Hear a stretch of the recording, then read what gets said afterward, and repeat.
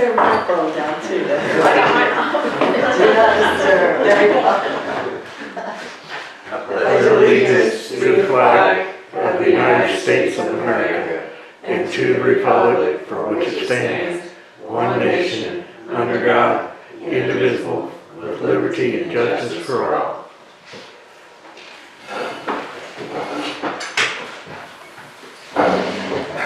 All right. Meeting's called to order. Roll call. I'll do roll call. Alderman Dr. Zen Dudoff. Present. Alderman Kathy Bergman. Here. Alderman Rose Rosenbluth. Here. Alderman Brian Helms. Absent.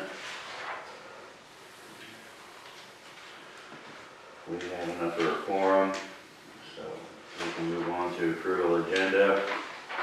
Is there a sponsorship? Make a motion to approve is this consent agenda or the agenda? This is the approval of this agenda. This agenda. Yeah. Right here. So you are making a motion To to, approve the agenda. okay. I'll second it. Motion made, seconded by Alderman Bergman, all in favor? Aye. Any opposed? Approval agenda has been passed.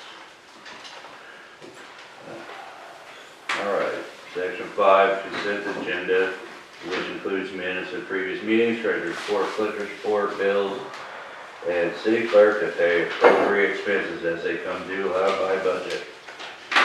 When you're looking through your profit and loss and that kind of stuff, that is from December, the 1st of December through the end of January, because you didn't see anything from December.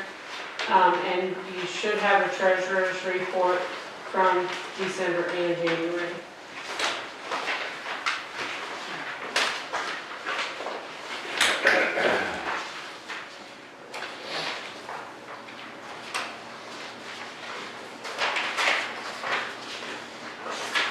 And your fiscal year begins October 1st, right? That's correct. We're running out of time. Yeah, timer. I don't think so.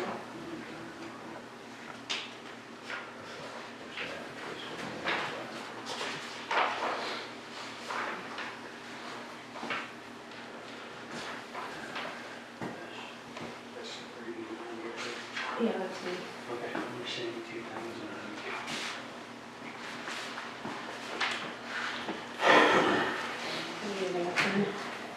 Yeah.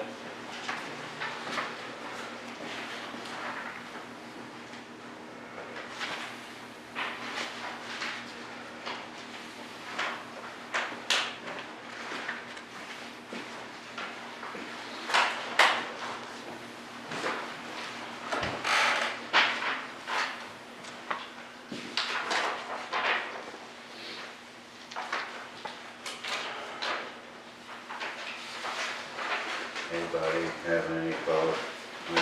Yeah, a couple questions. We have an agreement with John Deere Financial for $256 a month. What's that for? That's Buckeyes.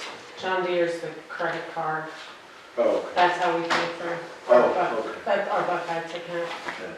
So we can use it John Deere too, I think, right? I don't I think know, that's, honestly. oh, yeah, because that's how we got the fan ordered. They didn't have it. They had to find that one.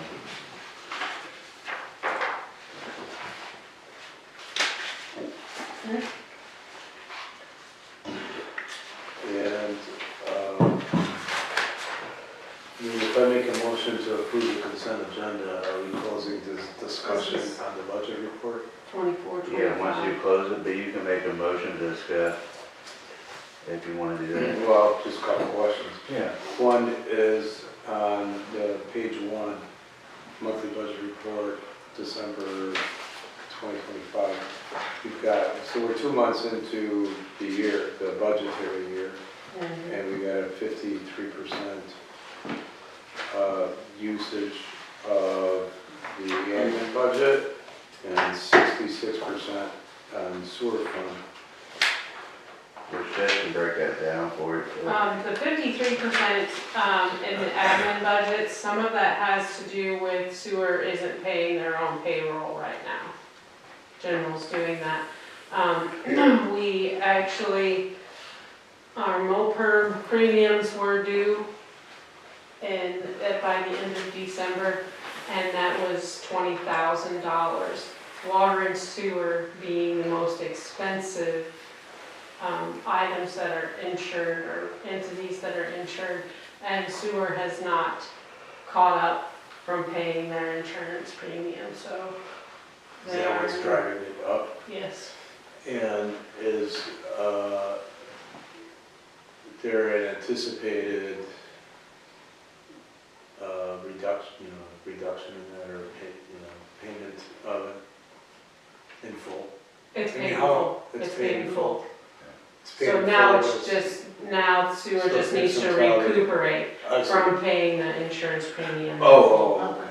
And does that affect the admin budget too, the 20,000 for MOPR? Yes, yes it does, it affects everything. And admin budget will pays for city hall, the park, the cemetery, all of those things that are insured, those are paid for through the admin. And is there an ability to like project it forward to see when it would, like, I would assume that it would start to go down a bit, is that what you're saying? Or it will just stay at that and continue to go up? It's just gonna go up. Our insurance premiums went up, they gave me a percentage, I think it's between 3 and 5% that it went up this year. Insurance premiums for health or No, this is for property, liability? liabilities, assets. Oh, Depreciation, they take all that into account. I will say, Doc, I spoke with, part of my departmental reports, but to interject, I don't mean to cut you off. No. but, So when I spoke to FEMA and my Department of Homeland Security, so a reimbursement, since we couldn't do both, has been sent up to the top to SEMA, waiting on approval of that. So far, we're anticipating to get, this is off top of his head, what him and his boss found, his task force lead, potentially will get reimbursed the cost from last year to this year current, since we can't use it to do expansion. So approximately 170,000 to close to 190,000. And that's not a solid number yet because they're going through all the receipts that Jeff spent 3 days going through. And then we submitted it to them for reimbursement, so. is this part of that funding that we got from? Disaster relief assistance money, yes. Okay. The DR 4817. So we've received some funds from this, or? For the park. Waiting. The park we're waiting, but it has to go to the state level to approve the release of funds like they did with the park funds I see. and ACH. Once they approve that, which it's going through the whole cycle, there's no red flags, everything's good. That includes, if we had any deductibles paid to the insurance company. No, well, last year, we did for the park. So if we had any deductibles or in general, the whole thing, I can send that up to them and they'll add that to it because they do pay our deductibles. Like, we paid out $2,500 for the park. So that's, And this is also supposed to help where payroll is concerned, so Yes. general, when this all goes through, general will get paid back for what sewer hasn't been able to afford at this point. And the sewer deficit or expenditures, is that from payroll or from parts and supplies? Parts, supplies, grinders, we're just, electric is out. our electric bill, I think the sewer was $1,200 this month. For 3 different places, it was $1,200. Is that, did the inclement weather affect the bill, like increase it because it's? Not by much, not by much. It was damaged or it's amperage drop. Oh, I remember you saying the panel thing, That'd be the rate, yes. The rate and the the amperage. rate, that it was, you had some issues with it because it was freezing up, and I'm assuming that it put a burden system? Oh, it was putting stress on it, but you know, you have motors and a gear reduction. And I mean, when I took a temp of it, when we were 7 degrees outside, it was 93 degrees on the outside of the case. So you gotta think about that. And the Right. rotor's fighting ice, Right. trying to break that up. So, I mean, No, I was just wondering if that increases the electric bill because it's. I'm sure it will, but I mean, since it's already having issues, it's struggling. Yeah, So it's not efficient because of resistance yeah, within that system. So we're just waiting on vendor and bringing those semi-loads of material down to get staged, since Michael and DNR went ahead and got their approval for that okay, to begin. So, great. any questions on Make a that? motion to approve the consent agenda. All right, motion made. Is there a second? I'll second it. Motion made and seconded. All in favor? Aye. Any opposed? All right. Consent agenda has been passed. All right, unfinished business, or I'm sorry, public forum, nobody, Well, there is some finished business. yes, is there? we were in a rush when we did this, it had to go out on Friday, I don't know if there's some. That's fine, we can, Well, the unfinished business I'm thinking of is that trailer on Cemetery Road. Oh. We decided that I- we had 30 days to move it, and it's, Actually, that's that. I made contact with this, the owner of that company, that subbed that out, he provided me his insurance carrier to file a claim, so I do have all that information to do so.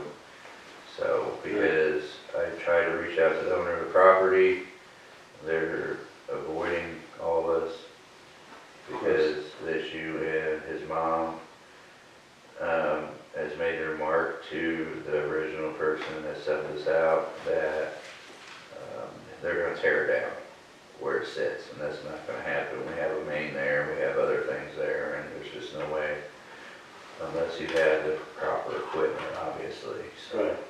Right.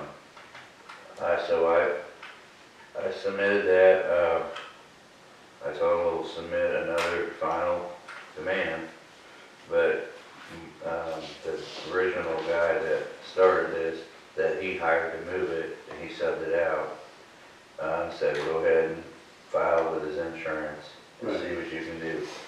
So, I mean, I'm somewhat got an estimate of damages in the city that I'm gonna include in that, Right, plus the permits they didn't get, plus Bush, you know. sure.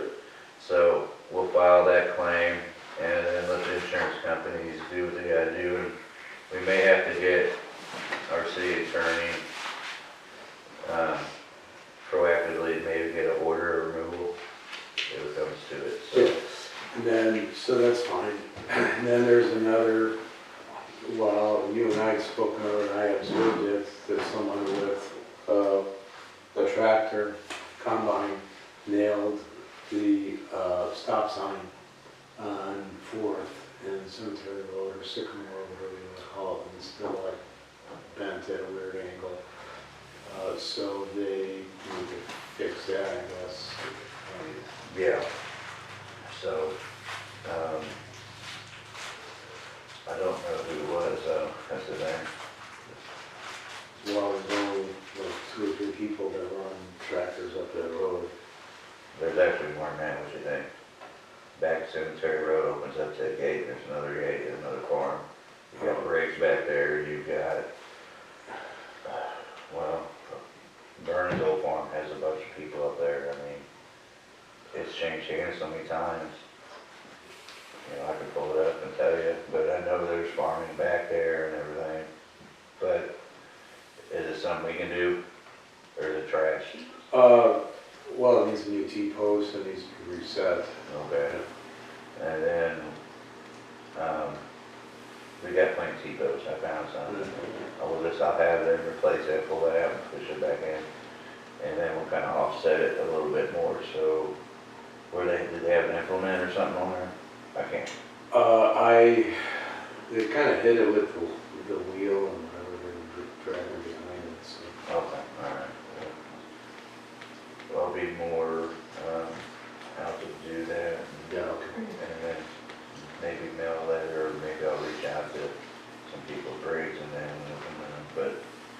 know. Well, we you need just need to to be more careful.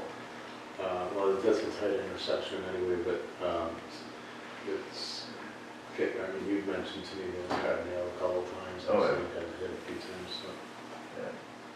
So. Any other business, anybody? You're gonna come to the speed bumps? You're gonna do anything with Speed bumps. You- I got them in, I just wanna wait till the road, that? Oh, yeah, Yeah. I mean, just curious, I just saw it here, I just asked. Good question. yeah.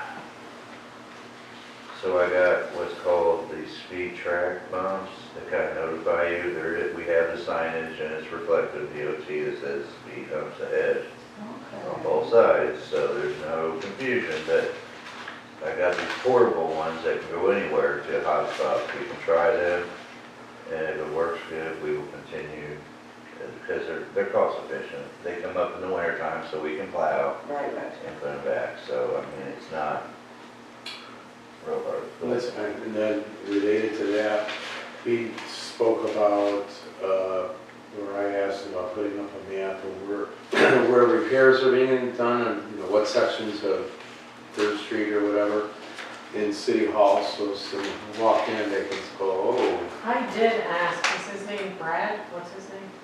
The guy that right, was Todd? running the whole thing? Todd's getting that together. He's got I a did whole- ask him for that, Okay. and he said he was going to take care of All right, thank you. So, because he'll put more comprehensive things on there with you. And then, I don't know if this is unfinished business or not, but we had a snowstorm, and you guys did a really good job cleaning up the streets, salting them, working through the night to get everything open and passable, with a couple small issues here and there, but they worked out fine. Relating to that for the city, this is like to the residents, some residents, because I was driving a tractor with a blade on it, were wanting me to go right up next to their house and blade their driveways and stuff. It's not gonna happen by me, because if I pop the clutch accidentally, or I slip or something, then I'm gonna go right up against someone's home or their vehicle or whatever. So residents are responsible for digging out their driveways. And, you know, I'd love to have the equipment and time to do it for them, but in every city I've ever lived in, residents have to clean up their driveways, they have to dig their cars out, and they shouldn't be leaving them in the middle of the street or 1/3 of the way into the street as well, or expect someone to come back later from the city to dig out their parking spots for them. It's a courtesy, we've done it a couple times to people that were for health or whatever, so they would have access.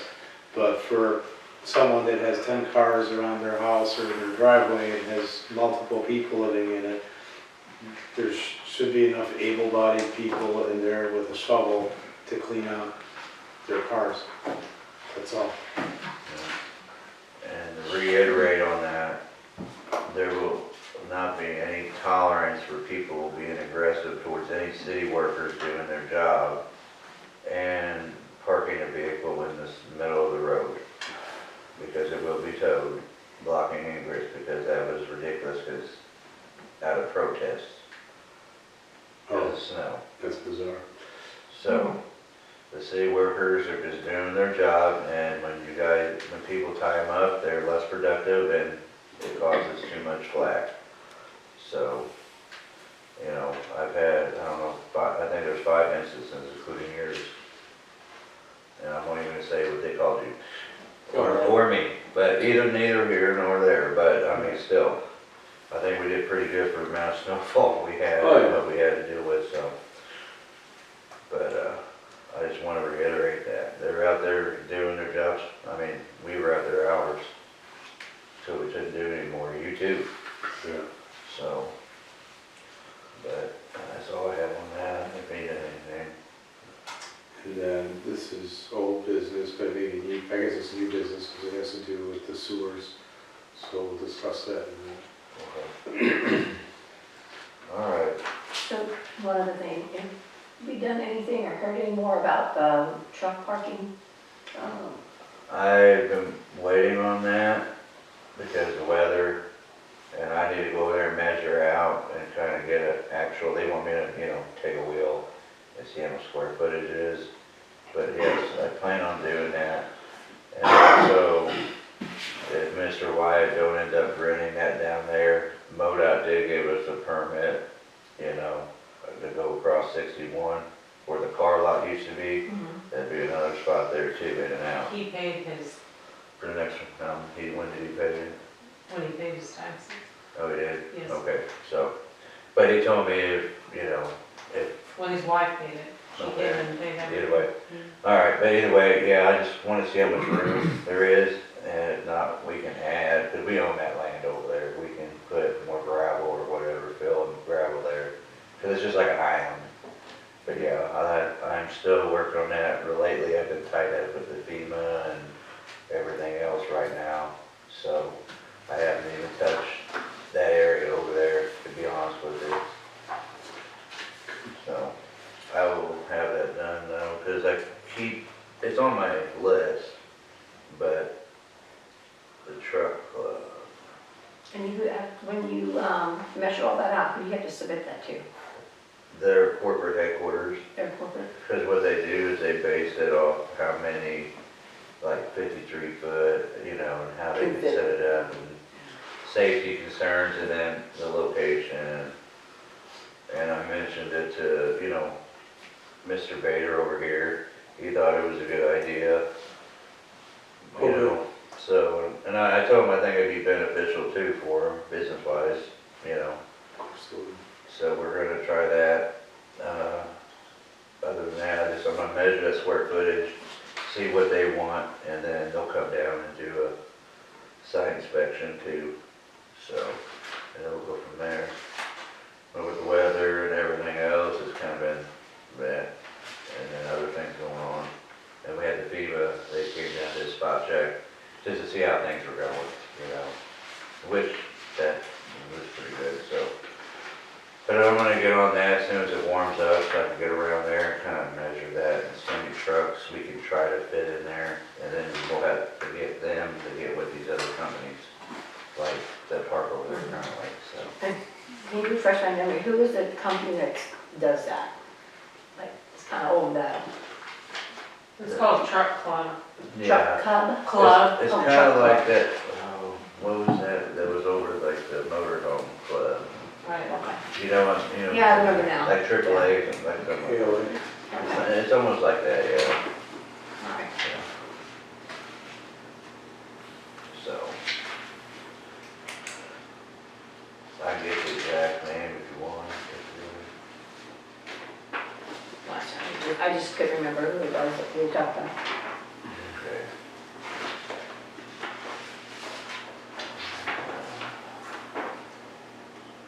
Sorry, that's short. Okay, anything else on business? New business, status of the park, have you guys been doing anything in reference to that, or what kind of ideas, or just anything come Never to the lights mind? and the prices. I thought it was gonna be a lot more expensive, I believe. Well, they just Yeah. lowered them because it's a 2025 sale, but we actually did it, that's a MSRP. We did them at a different price as a municipality, does that make sense? Oh, sweet. So, but some of their clearance stuff and ADA compliance things, they're a lot cheaper now.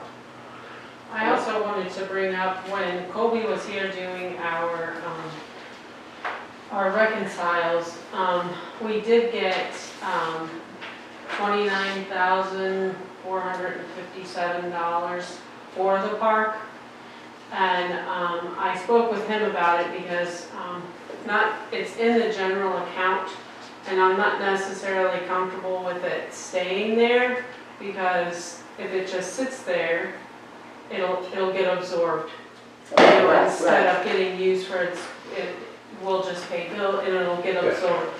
So, I asked him if it would be better if we just established a bank account specifically for the park and move that money to a specific account until the money is used, and then we'll close the account. That way, the money Yeah. just doesn't get absorbed into paying bills and, you It's know. allocated directly Yeah, for so that. it's allocated and it has a specific, we don't need one more bank account, but it's not a permanent bank Yeah, I account. would do that or put it in a reserve account. It needs to be moved out of general, Absolutely. if that's all right with everybody. It's just something that, I can do over the phone, and Doc, you and I and Adam will just have to sign some Yeah, papers. that seems good. And is that in addition to what we have for the insurance? Yes, Yes, that's in addition, so you have approximately $40,000. So that's what I would start a new account with, would be the exact dollar amount, but it's approximately $40,000. Did we 18? That's. I thought we got 18. Is it 15 or 12 or, We get back the deductible, well, that's 2,500. so if you had that, that'd be. It's less than 18. Okay, it's right there, but it's close. Yeah, give or take, so like what, 46? No, If you had the 18, or if you had 16, yeah, well, when they pay the deductible back. when, I'm not moving it until I see the money. Yeah, I know, I'm just saying. But I'm trying to clarify this, so when they're looking at these prices and So we stuff. have 29,457, I believe is what it is. And then we had an additional, I have to go back and get you the exact number, but it's between 12 and 15,000 that will be attached to the 29. So you're looking at around $45,000, $46,000 Okay. to start our park account. And I thought we had more than that, we got more from our insurance. No. That was, it was fun, wasn't it? Well- Yeah, the coverage was real low on The this. park, we did get a big check, but it wasn't all for the park. Yeah, It was divvied up, we got about 29,000 at that time, but I don't remember exactly where it all went, but not all of it was for the park. yeah, grinders. It was a These are terrible payout if you ask me, but these prices are just for the units themselves, not installation, right? I don't think Some they're of them, I didn't look at that book, I looked at the other one, Okay, but I think it said installation. But sometimes you can negotiate deals with them since they do municipalities. And you said these are, we would get these cheaper though than what they have in here. Yeah, I mean, because that's MSRP retail. okay. do you mind taking a vote so that I can establish this park account? Yeah. So do we have a sponsorship to allow Jess to open up a dedicated account allocated for just these park funding? Is there a motion? I make a motion to open a bank account, a new bank account, which is a reserve account, to deposit park monies into it for future use. Says- All right, is there a second? Motion made, second by Alderman Williams, all in favor? Any opposed? All right. Thank you. Motion passed.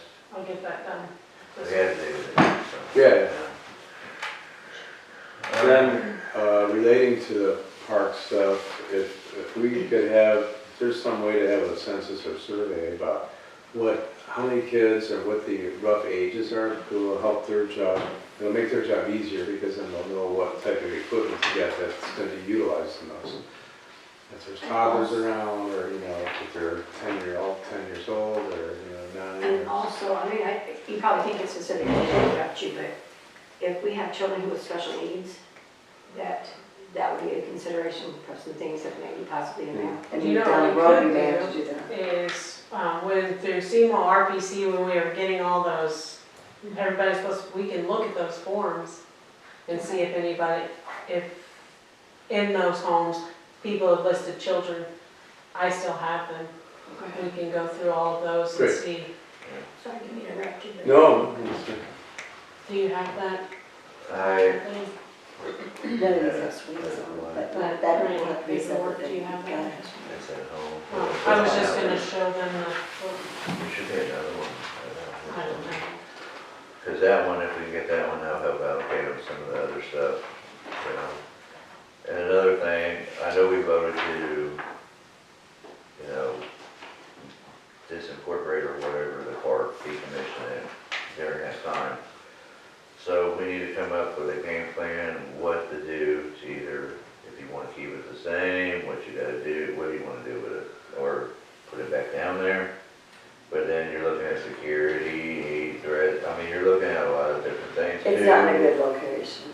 But then you're also gonna have to look at locations and DNR, as long as it's flowable, it can be removed, am I correct? So it's got, water's got to pass through. Right. So, like some of the playground area, they pass through. If you did put a pavilion up, it can pass through. So it just can't be enclosed. I guess the biggest concern would be the slides, because you have to watch But out. another thing is too, with a lot of them playground sets now, it's ADA appliance, already compliance. So anyways, that's a lot of them. So that way handicapped, disabled kids can play on it too. There's a lot of them, like whenever the market is, a lot of that's already there. So anyways, I mean, you can go bigger and better, but I mean, you can look into it, and if it shows on there that it's ADA appliance, then it's actually for handicapped too. So.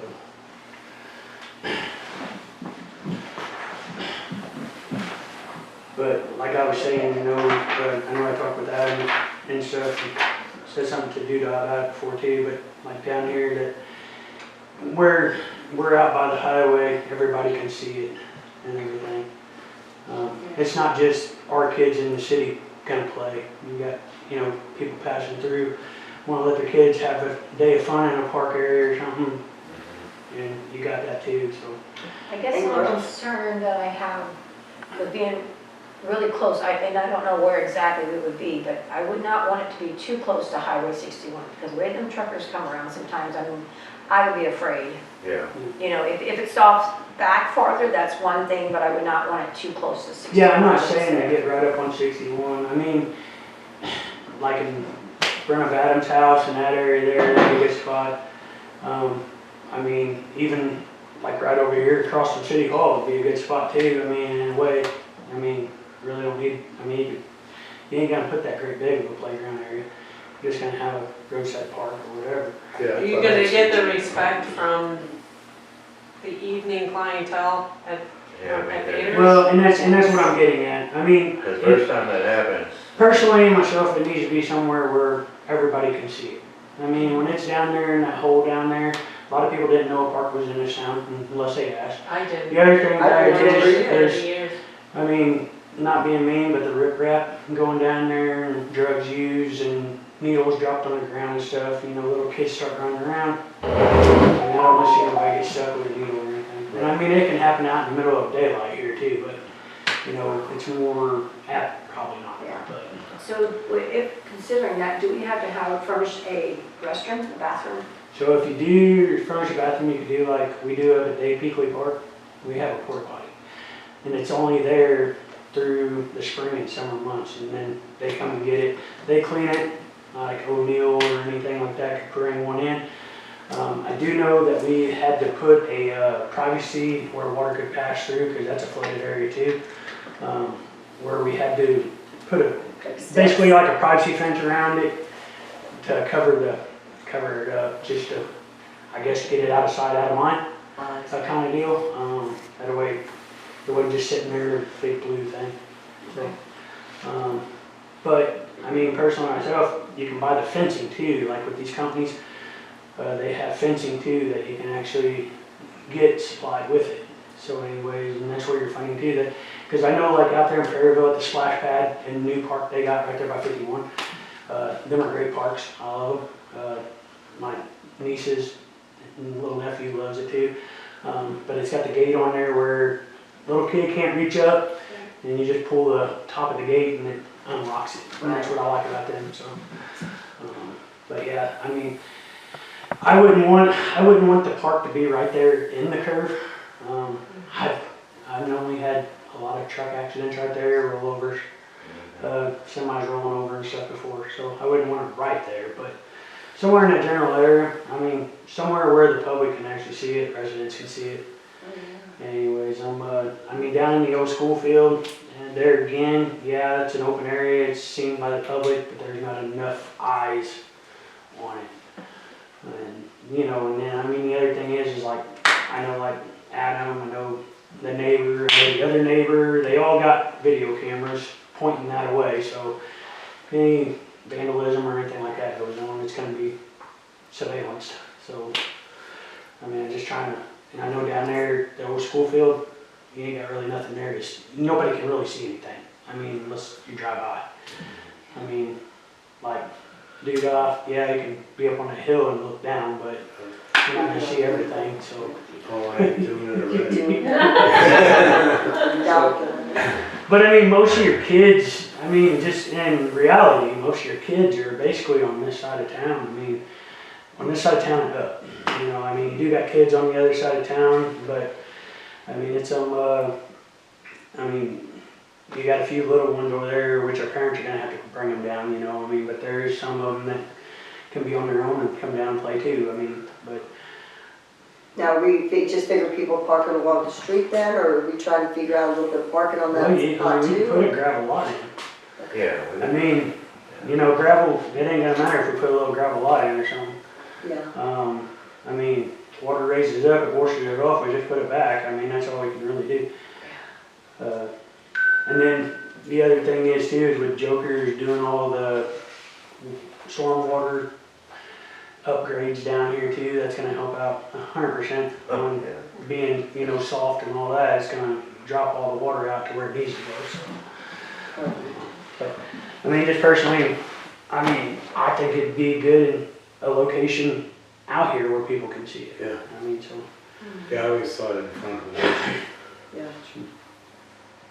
Okay, great. This weekend. Yeah. And Adam has that, I don't know what's in those books, I didn't look at them, but we're gonna apply for that grant for picnic tables, benches, that kind of thing, and They have trash cans, Trash raise them out, cans. it's all pretty much a little bit of everything, even, it's all natural colors. Yeah. You know, green, brown, you know, And natural colors. they got the trash cans too that are on a pole, and it's trash bin, you put the trash can or trash bag in it, clean it out.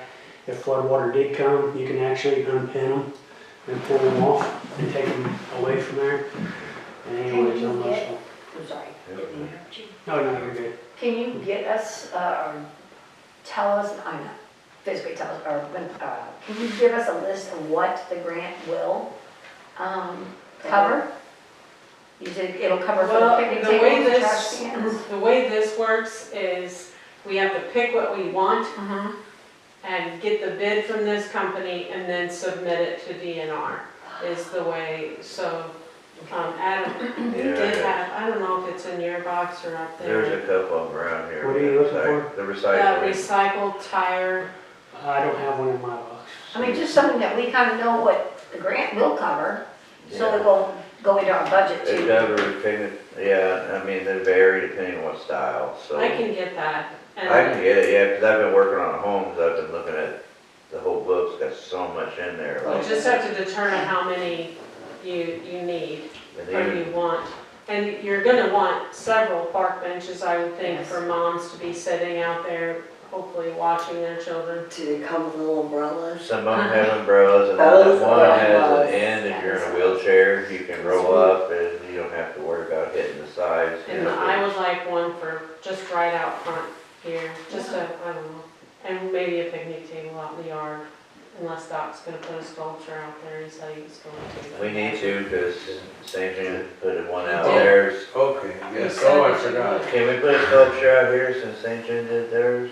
No, he said a long time ago that he was gonna put a sculpture out there. Let's have a sculpture. But let me get copies of that, and then I can make copies of it and just email that it took off to you. I can do that by Friday, give me, so I can get it from him. And I'll scan it and send it to you. And I don't know how to apply for grants, but I did read a little bit about it. He has until March 31st Yeah, Okay, to come up with, to get a bid from these people to submit with our grant proposal, so. Luckily, there's not like a ton of these people that make recyclable because there's a lot of process that goes into recycling petroleum products. So that helps narrow it down. It's just competing and I negotiate, like, well, I called this person, they offer me this same fixture for this price, and you just keep going until, you know, you get the best deal. And the price sheet, I mean, they may already have a municipality price sheet, and we won't pay tax on it, obviously, but it'd be nice to know. But there's just so much in there, I never knew they use recycled plastic and all that to reproduce these things. Even walk past, which is really neat, because I was like, that's kind of cool. They were doing, like a kid can ride a little bicycle, you know, and they had like stop signs and a little cross, and, you know, it's like a little city within a city, but it's little kids in a playground, so. Jake was gonna do his Eagle Scout project with used tennis shoes, and they do that for like tennis courts and stuff, they make yeah.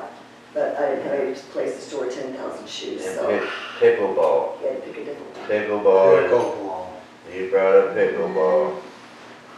So is there a stipulation for the ground, for us to have, what do we need for the ground? For pickleball? No. Stop getting silent. No, I don't know. Gotta go on this track. The playground. The playground, well, we can get, I mean, they have these, once you get it up and stuff, I may be able to talk with Joker, see if we could do some. Once you guys find an area to see if it's possible, and me and Eric got a laser, we could shoot grades, see where we're at, and see if it's, and they do too, to see if we could do that, or if we need to build it up. But they have that rubberized stuff, because, you know, they put down there and they have edging. Is that what they did up there for Pinkley's Park? Well, at the other park, we have, it's like a, Pea gravel? no, it's not pea gravel, it's almost like, shredded up tires, it looks like mulch. Yeah, rubber. Yeah. Yeah. And they make that too, and it's in there, and it's reasonably cheap. And you can pick whatever color. Do you have to have a certain amount of ground for a site? Clearly, but what I'm saying is, I mean, it's kind of like when you put an island in your kitchen, you have to have so many feet around it. Or are they saying if you pick this size here, you have to have 2 acres? If you pick this size, you have to have 1.5 acres? They don't Do you know make that? restrictions on it, but I mean the build sheet on there, so like when the one lady from that book called me, she'll make time to come down from that company, and I can get you her number, or one of the other reps will come from Illinois, and they'll show you and be like, okay, here, they're gonna show you this. They probably have an app that says, you know, puts it there, makes it look what can be possible. You know, and they'll look at the geographics, but, I mean, yeah, there has to be space probably in between, I'm There's sure. gotta be regulations, Yeah, like state Right, if we have regulations. this much land and we want to equip it this much, it's not gonna work. yeah, You just take the rows. but like, you know, there's some high spots and low spots, but I mean, by my house, like you were saying, even that could be elevated up because we have so much topsoil from them going down. That can be reused, you know, and put in there to elevate that over floodplain. I mean, it's gonna be like a berm, a giant berm if you built up on top of a mountain, but you can still have a walkway. They even make ramps. So, I mean, what do you You think? also might have to involve the insurance company. You know, that was another thing, yeah. 'Cause So the other thing is to, if you guys wanna go up to, Marquette Park, if you go over towards the big pavilion over there, it's on Matthews Drive there. If you go over there, you'll see our new bathroom that we got there. And if you go down the road a little bit, we got one of them ADA appliance playgrounds. It's small, it's probably, I don't even remember how many square feet it is. It's basically like It's just, monkey bars, I think a slide on it. And yeah, then we got benches, like 4 benches around it for the parents to sit and watch. Now, it's not fenced in because it's in the park. I mean, nobody should be flying through there. The other thing is too, is down at Dave Peakley Park, down on Leahy. It's an older model slide and stuff, playground set that sits off back. There's a walking trail there, you can walk back to it. Anyways, you can look at that too, to see like what your opinions would be, you know, and then you'll see our fence there at Dave Peakley Park for our porta potty. And, you know, it's ADA appliance porta potty too for, you know, somebody that's disabled, wherever needs to get in there and use your restroom. So anyways, but I mean, that's the two, if you want to look at it, to see what you guys think, because I think that's the same company we used to get our playground stuff. So Miracle? yeah, I think that's the one it came from, so. And I was looking at demographics, like they have 18 months to like 12 years old. And but those are like ADA plus like spectrum, you know, issues. And they had learning things on too. And then you have another side that can, you know, match with it, but it was from, you know, 12 and up to teenage, and you know, even the smaller ones can do it too. I haven't seen a merry-go-round for wheelchairs. Like a person in a wheelchair can roll up and lock it in. And I was thinking, man, I remember being on one of them flying off. I can only imagine being stuck in a chair going That was half the 20 fun. miles an And hour. plus the other thing is too, have you guys been to Challenger Park? Take your grandkids up there to Challenger Up there Park? behind the space. Some of that stuff is, some of that up there is disabled, for Siri, shut up. disabled children to Yeah. play on. So, I mean, it's just something to look at, you know, kind of put something together. I mean, you could buy like one of these slide things, it's got all different kinds of little gadgets on it, and then off to the sides you could put some baby swings or something for. Yeah, and they have, that book has measurements for baby swings and for the safety and that. We can reuse some of those park benches down there or move them somewhere too. And the barbecue grills, which aren't that expensive, they're in there too, but, or we can do some with the park down there too. I know, I was talking to docs like the JCs, you know how the blue, or JC, no, night, what was it? JC's. Knights of Columbus The was- JCs have, and Patton. Kiwanis have Kiwanis and JCs have little parks, you know, with walking trail, whatever. I've camped on them. You're not Yeah. supposed to camp there, but I have on motorcycles. But the, But the, what I was talking about is still, like the average tennis court size is 78 by 36 feet. Pickleball is 60 by 30 feet, so you have potentially two awesome pickleball courts, which Down is there. the #1 sport in the United States these days. And the difference, you still use asphalt, which we have already, it's got cracks in it and stuff. And then there's an acrylic top that goes over it to make the surface more bouncy, I guess, for the balls. which that would I make think that's a sense. good idea, so you're not wasting the space, it's not just. Because eventually, yes, the lagoon will be down there, but we're looking at probably 5-year long-term construction project with this new system. Temporarily, we're gonna update the system we have, structurally redo it, and, you know, be with modern times while they're working on the other stuff. Because we could use both grants. And plus, the bond issue is not saying we're borrowing $8 million, it's saying if we had to do this for both water and sewer, it'd be, you know, able to be there to allow us to borrow that money.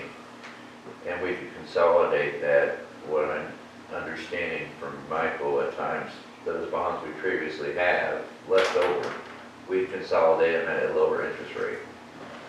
So it would be such a hard game. But it's just, you know, you don't want to have just a place down there go, you know. We can fix some of them pavilions, some of them no. I mean, but the pickleball is a good idea in tournaments. Sorry, Jess. You okay? Okay. And, but I mean, down Patton, the Saddle Club shut down, like, you know, those little kids and the go-kart races and that. So they spent all that money down Patton doing that track. And the Saddle Club said, no, get out after so many years. Now they have nowhere to go, and that's a big thing too.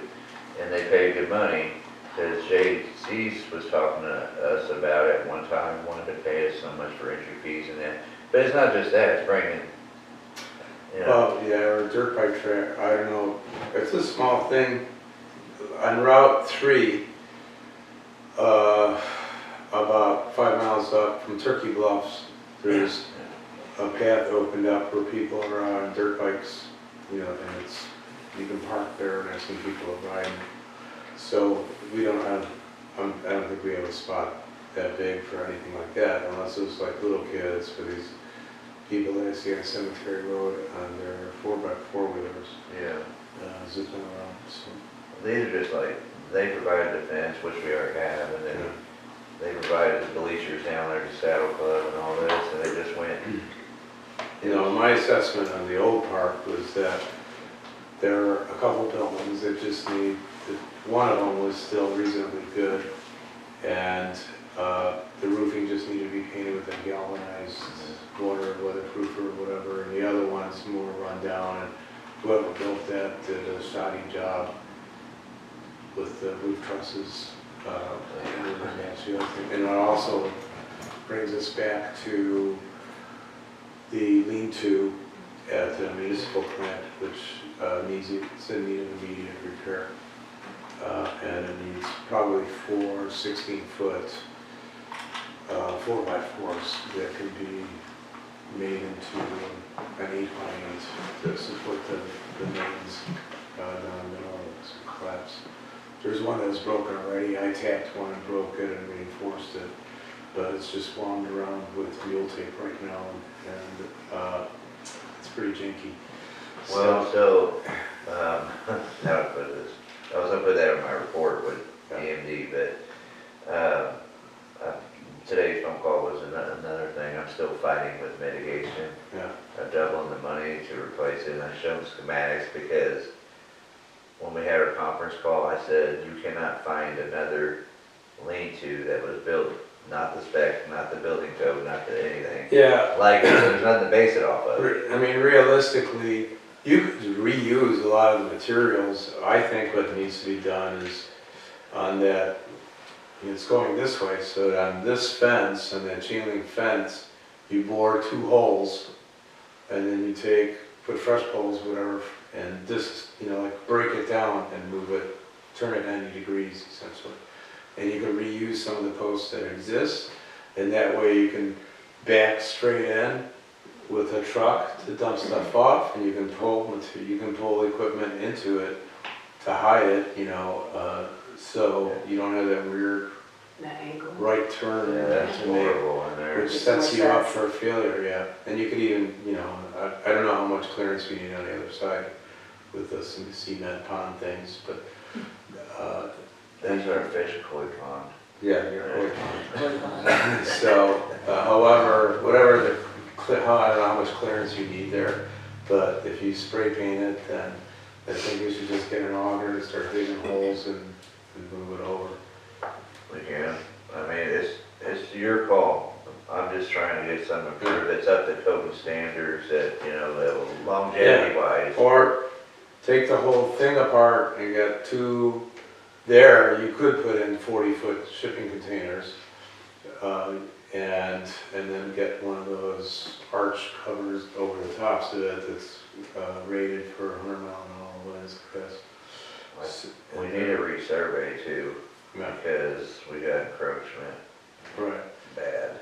So then we get the survey, we would need that before building anyway, and then the shipping container is the simplest solution, because it's going to be, for a 40-footer, it's about $2,300 probably delivered, so that's $5,000. And then the canopy thing, I have to admit ignorance of how much that's going to run, but I don't see it being more than 8,000. No, shouldn't be. Sometimes you can get lucky and find remnant ones, like returns. And Oh, the canopy. yeah, because they decided they wanted to go that route. And Yeah. So, and if we do that, we have 2 enclosed 40-foot by 8-foot by 8'6" containers to put equipment in. And then whatever is designated as a central spot, you have, let's say 20, 30 feet, then you can put a tractor in there or whatever, it's protected from 3 sides from prevailing winds. and run electric too. Yeah, and then you got 2 lockable, sealable, double doors on each side of it. And you can put a gate between the 2 of them if you want to Right. secure whatever's in Yeah. between. Chain link. When you're talking about the Containers. containers, thank you. Are you still talking about putting this way? farther. this way, so you would So go you just straight. drive straight, Yeah. yeah. Yeah, because when they were going away from the fence this way, it would go into the road significantly, but putting it at the end probably wouldn't have that problem. On one side it wouldn't matter, on the other side it would, because it's close to the cement thing. One laughing gas. The retaining tank, holding tanks. But yes, also this, so what about the salt? Can we get some Lego blocks? Yeah, those are, I think they're very economical. The question with that would be, it's not the cost of them, it's the placement of them, because you have a Yes. crane. And the crane, when I hired a guy to put my ceiling trusses in, it was, I don't know, $500, An hour? well, at least an hour minimum. And, but it was less than $1,000 for a few hours work, because he has to pay you pay him for when he leaves his house to when he gets here and set stuff up. But it's probably gonna be, for crane, it's gonna be probably 6, 7, what do you think, Frank, $7 Probably something like that, but if, we got connections with Fisher Corey, I mean, we got, the owner. Oh, good. And since he's got that big 450 down there loader or anything like that, I'm sure we could probably ask nicely and pay him a little something, and Okay, we could good. probably bring that in and actually use it to lift them blocks up. I mean, so, Yeah, I would do that almost immediately along the fence line. That way we Be can, further down in the middle, where you park the trucks, and then put truck parking down at the end under the new, container hall or whatever you want to call it, and then put your cement blocks out, probably go, 3 deep. I mean, the thing about it is like putting them, and just saying, just putting them blocks up.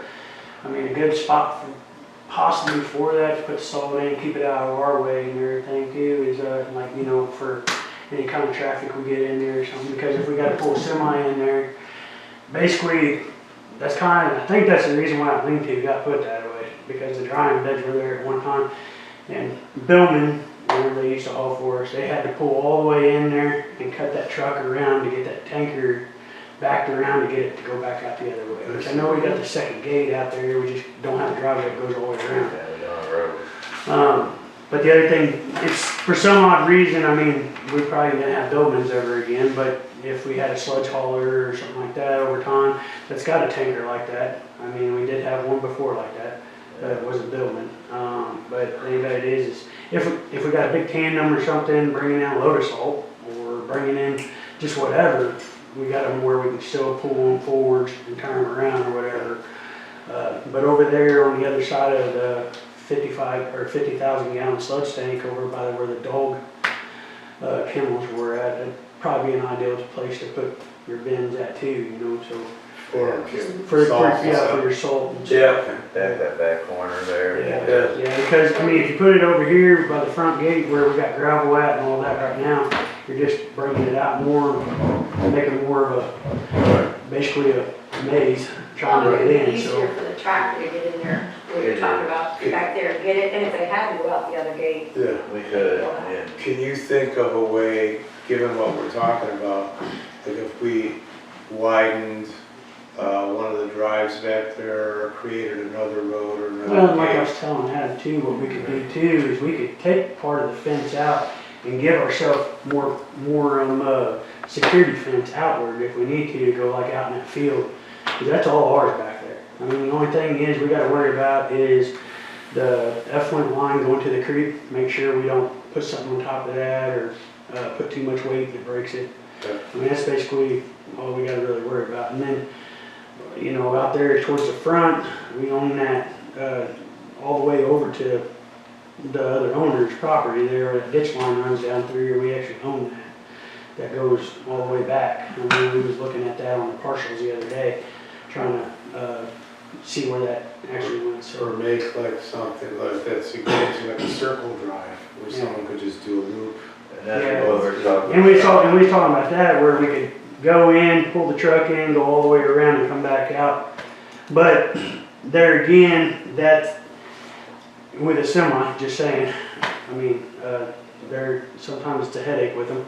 But like where you're pulling back out, if you come around, like where the dumpster's at right now, you try to bring that semi back out and try to make that turn to come back on 7th Street, you ain't got a wide enough street to turn out anyway with the trailer. Because I know Billman's before, and then the others hauler that hauled for us with I think there were 43 footers, I think, on there. They actually had to get out in Joey's yard there. They had to actually get out in his yard to make that turn so they wouldn't go into that ditch with the tanker. So, I mean, Is there a way we can camp that up where they can? Well, I mean, we could open our driveway. We could open our driveway up more. We just have to dig down and find the culvert. And I'm hoping that we get down on that end and we can reset that culvert across there or something. Because we was talking about that the other day, that ditch going down from the sewer plant down to the woods down there. Yeah. That all needs to be dug back out and need to be shot off. I mean, it'd look really good. That way we could spray it and it'd be a lot, and it holds a lot of water too there. So, I mean. I'm trying on that one to do an amendment. I don't know if it'll get approved or not, but if not, it wouldn't be that much for us. We could do it too. I mean, it wouldn't be hard to do. It's just, we're not gonna have the resource equipment that we've been using here soon, and we got a lot of ongoing issues. Yeah. So If we dig out from, like they just dug across the road now, on 3rd, to put in that culvert, so whatever comes out of there, if they dump it, we've been dumping it up at the top, we start dumping it over by the plant to fill it, so that we have our wider shoulder for the. Yeah, because like I said, the only thing is we could dump there. We're just gonna have to, and technically that needs to be dug up anyways. We've always had trouble right there. So anyways, I mean, we need to dig down to the culvert itself and put another piece of culvert on it and extend it out, or dig the whole driveway up and put a whole new culvert ourselves in, or whatever, a 20-foot culvert. Because if we make that approach open a lot more where they can make that jig jog out, because we got a valve right there too, that's right there at the ditch line. So I always worry about them with weight running over that and something popping something, because that's our water line coming into the sewer plant there. So. But I mean, yeah, I mean, if you give them that jog to come out of there, I mean, like rightfully so. I mean, the wider that opening, I mean, better on us too. On the trash truck itself and all that too. I mean, you get bigger vehicle tandems and stuff in there, dump trucks and stuff. It's kind of a hard turn whenever you're making a turn. So. especially when these parts come in, is that large order, that's already been paid for you from the grant. I mean, we're talking a lot of material. I really didn't want to have to stage it outside, Well, you know, of the plant. no, I hear you, but while we're on the subject, the yard's been cleared up pretty nicely anyway, but if there's more to be done there to make more space for that stuff, we need to get ready for them and do that now. We have a bunch of scrap that we've been, well, we're about done, so, I mean, we've got a lot, quite a bit. Yeah, still quite a bit. I mean, we're gonna have a few dump truck loads of Of scrap. I mean, Yeah, scrap plus steel. all that bare copper wire and all the other precious metals, and I just dumped a whole truckload full of culvert pipes that were collapsed, and old water, the old cast iron pipes they pulled out from down through here. And I mean, it's a huge pile. So I mean, we're gonna probably be getting, I don't know how much it would be, but it's quite a bit, and I think we got at least 500 pounds of copper bare, not counting the other stuff. So I mean, instead of just getting, you know, $25 a piece like they were doing, we actually spent the time, and it will pay for itself after it's done. But instead of jokers hauling that off we're keeping the scrap, and that's less running and fuel costs. So where I can allocate other add-ins where I don't have to get, FEMA and all that. Sure. Good. So, yeah. So do you have any idea when you might start hauling that stuff in? Or is it- I'm waiting on them because there's lead times because everything on that plant is specific. So they're gonna give me a call ahead of time but it's gonna be soon. When, I would say probably by next month, and the next month, they're probably gonna be bringing it in. So we're gonna need to get some gravel, which ain't a big problem. We can haul it, or I can get it to, I mean, it's gonna be about the same price. Well, if we're gonna put a road all the way around there, best bet is probably put 2 inch down and then inch clean, or inch dirty across the top of it, and Yeah. pack it in. Cause I mean, I'm not being stupid, but you know that field too, how soggy it is through there, and it's, I think that's, So Jess, when you're doing this, getting this map for the street lot, can you get one for the municipal lot too, several of them? The municipal plant? cause the only thing we'll have to watch when we're making our road is the manholes back there in that field. That way we'll cover them up in case we if get a not, flood. I have risers that Well, yeah, they made yeah, for like down there on Third Road by Natchez, we can put on there. And they got that sealer, and they'll bring it up Mhm. if we have to. yeah. So I'm sorry. Jess, if you could provide a map of the blueprint or schematics of that yard, the yard and everything, and have it one up here on the wall or something, have Frankie have one and these guys. Okay. So they could, you can get some highlighter and put paint beans, don't go here or something. Yeah, So- I mean, I can go back there and circle the manhole Yeah. too, so. It's Put just, on a map so that we can Yeah. really do logistics on How close is that tree that's back there to the plant? it's true. There's a tree that, if you go to the back gate, there's a tree that sits there. They could be, Is it still there? you can wipe it up. Sean, I mean, you got, It's pretty, it was a pretty big tree. I don't know. you know, we got the big bur oak tree that still sits there. I mean, we'd have to cut the limbs off of that for a truck to get around, but, I mean, the one side, you'd have to cut the limbs off of it. And that's on our I property. mean, That's our That's property. all ours back there. I mean, we own all the way to the creek line back there, so, anyway, I mean, we still got, I don't even remember how many acres that is there. And Up on I there. know it's a pretty good size area. And now that we have GSI, well, I need to choose GIS on them.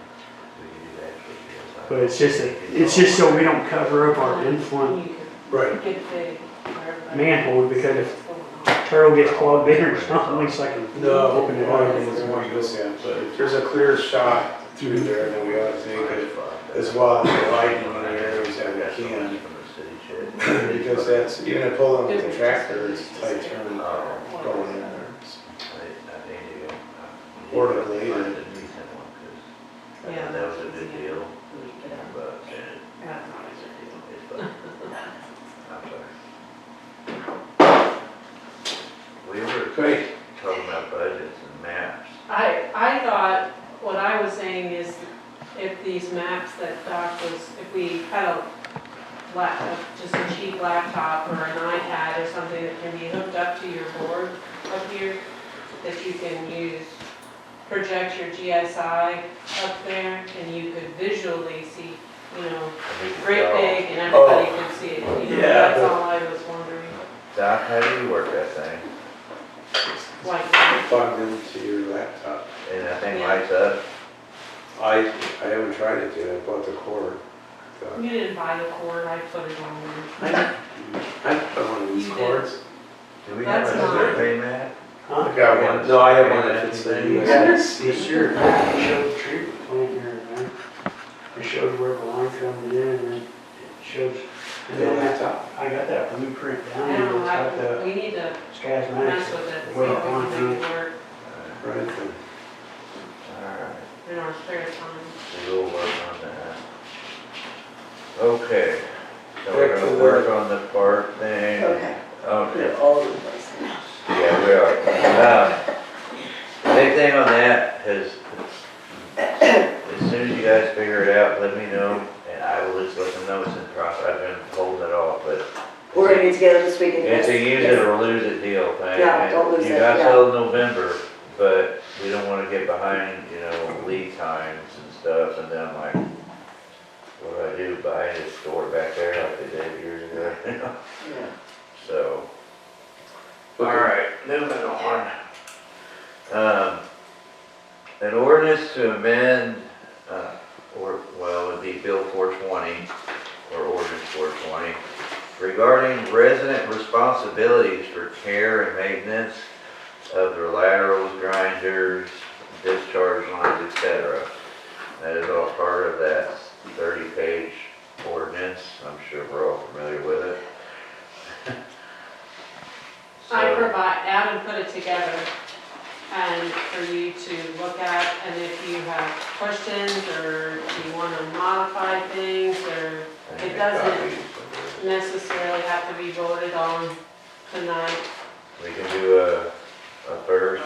I'll just do a quick reading of it for, You can do by heading and just the first paragraph only. Well, bill number 26-001. Jody has one.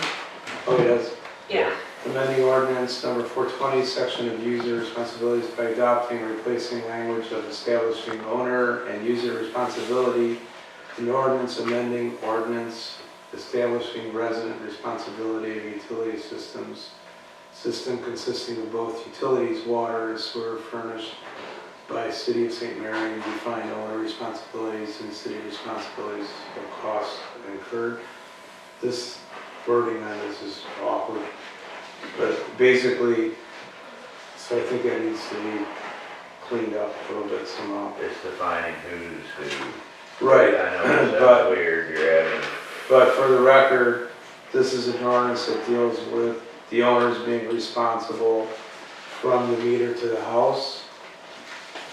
Is that right? Well, Which is yeah. established already. And from the main how many to, do you want? Do you want everybody to have one, or not? I was gonna leave it. Here, got something. yeah. Your voice coming out too froggy. Thank you. So that's the breakdown schematics of the National Water Association of what they did with other towns. They're showing where the cities, So this has a coupling in there. Does the coupling have anything to do with the resident? no, that's just showing how the correct way, if it's gotta be repaired. Oh, okay.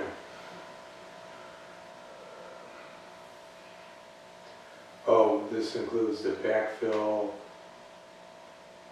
Yeah, what's, 16 to 20 inches of backfill material, which is granular bedding, which is basically rock, right? yes. You wanna, I already do it, that's fine. So this is saying that the property owner is responsible from the main to the house? it'd be from the court to the house, the From the what? discharge, the court, Court? yes. What's that mean? The court stop, like where the main is, the court stops, the valve is to shut it off. So it'd be there, through that discharge line, through the wet well system and their lateral course. Because, to break it down, we spent $193,000 just in last year repairing That's crazy. at negligence and just in general. So this is changing things, because before, from the grinder to the house was the homeowner's resident responsibility. And now you're saying from your main to the grinder to the house is the homeowner's. Yes, because they will own that at that time, and like Mary has said multiple times, once they own that, and most towns are going to this, or they're gonna go bankrupt, because they're gonna take better care of their stuff. And the warranty's still with those E1s. And everybody here, well, Frankie, Eric, even me, I gotta finish mine. Frankie's already finished it, he's a certified E1. Eric's certified on one section. We are certified on these grinders as techs, and the city gets reimbursed for their labor if they gotta fix them under warranty. If not, the consumer has to pay. So, I'll just explain, because I mean, I don't know if you're not comprehending or whatever. So anyways, so French Village, around they put all these new lift station pumps in, and each, well, residential pumps in at each house. So anyways, what they did was, City installed it, or the town installed it. Anyways, after they installed it, new control box, new grinder, everything brand new, it's your baby. And the reason why they did that was because the problem we are having right now with one of them, female products and male products, hygiene, stuff like that is being thrown into this. And the stators inside the E1, and it don't matter what pump you have, all pumps got a stator in it. One might be a little bit more aggressive than the other. You got pass-through volutes, you got, blah, blah, you can go through it all. But anyways, what's happening is this material is getting stuck into that, and it's causing the pump to run longer and more wear and tear on that pump and the stator and the worm gear on it and everything. So what's going on is we got to tear this apart again and replace the stator. And I guarantee you, whenever you take that stator out of there, and you guys could be standing in front of me, and I hit it on the ground, you're going to see all this material come out that ain't supposed to be there. And anyways, so we done replaced this once, and now it's happening again. And we gave the warning, we said blah, blah, this and that, and it's still happening. So anyways, that's the reason why French Village went the way they did. You own the grinder now. So if you clog it up, it's on your responsibility to have it maintained and fixed. And anyways, and I understand why they did it, because this is costing us, because each one of these stators, I think, are $400 and some, I think it's almost $400 and some dollars for a stator. $475. So anyways, and then our labor time of tearing it apart. Now, you take that labor tearing it apart, since we're certified now, but anyways, but you have Tony from up at Troy or Aldermen come down here. He's charged for time of travel down and time of travel back. So that's a lot more money. So we're having to pay that out, which is not right. I understand, don't get me wrong, I understand when you do laundry, you're gonna get lint. I understand that your soaps, some of them do get hardness to it or whatever. When you do dishes, I understand a little bit of grease is gonna go in there, you can't help that. But when you intentionally are throwing stuff in there that is not flushable and not to be able to grind up, then it should be a liability on you, that you pay that cost. So anyways. No, we've discussed that already, and I'm on board with that. Yeah, Because we had some people where you've gone out and done it twice, or the unit's burned up, and they're not taking responsibility for the fact that they've contributed to the damage of that piece of equipment. yeah. And so, and I thought we had established a thing where the resident has to pay for that, Yeah, and they get a bill for it. And then, but now, you're saying it's not only the grinder pit and the grinder, but the line all the way from the main, which could be 20 feet or something like that, right? I mean, it can be. Yeah. So Anyways, that's a little bit, and that breaks the pattern that the city's always said, that the homeowner is from the house to the connection, which would be the grinder or the water meter, and then the city was from the meter, the grinder, to the mains. So that's what's different. Yeah, it's just extension. And that's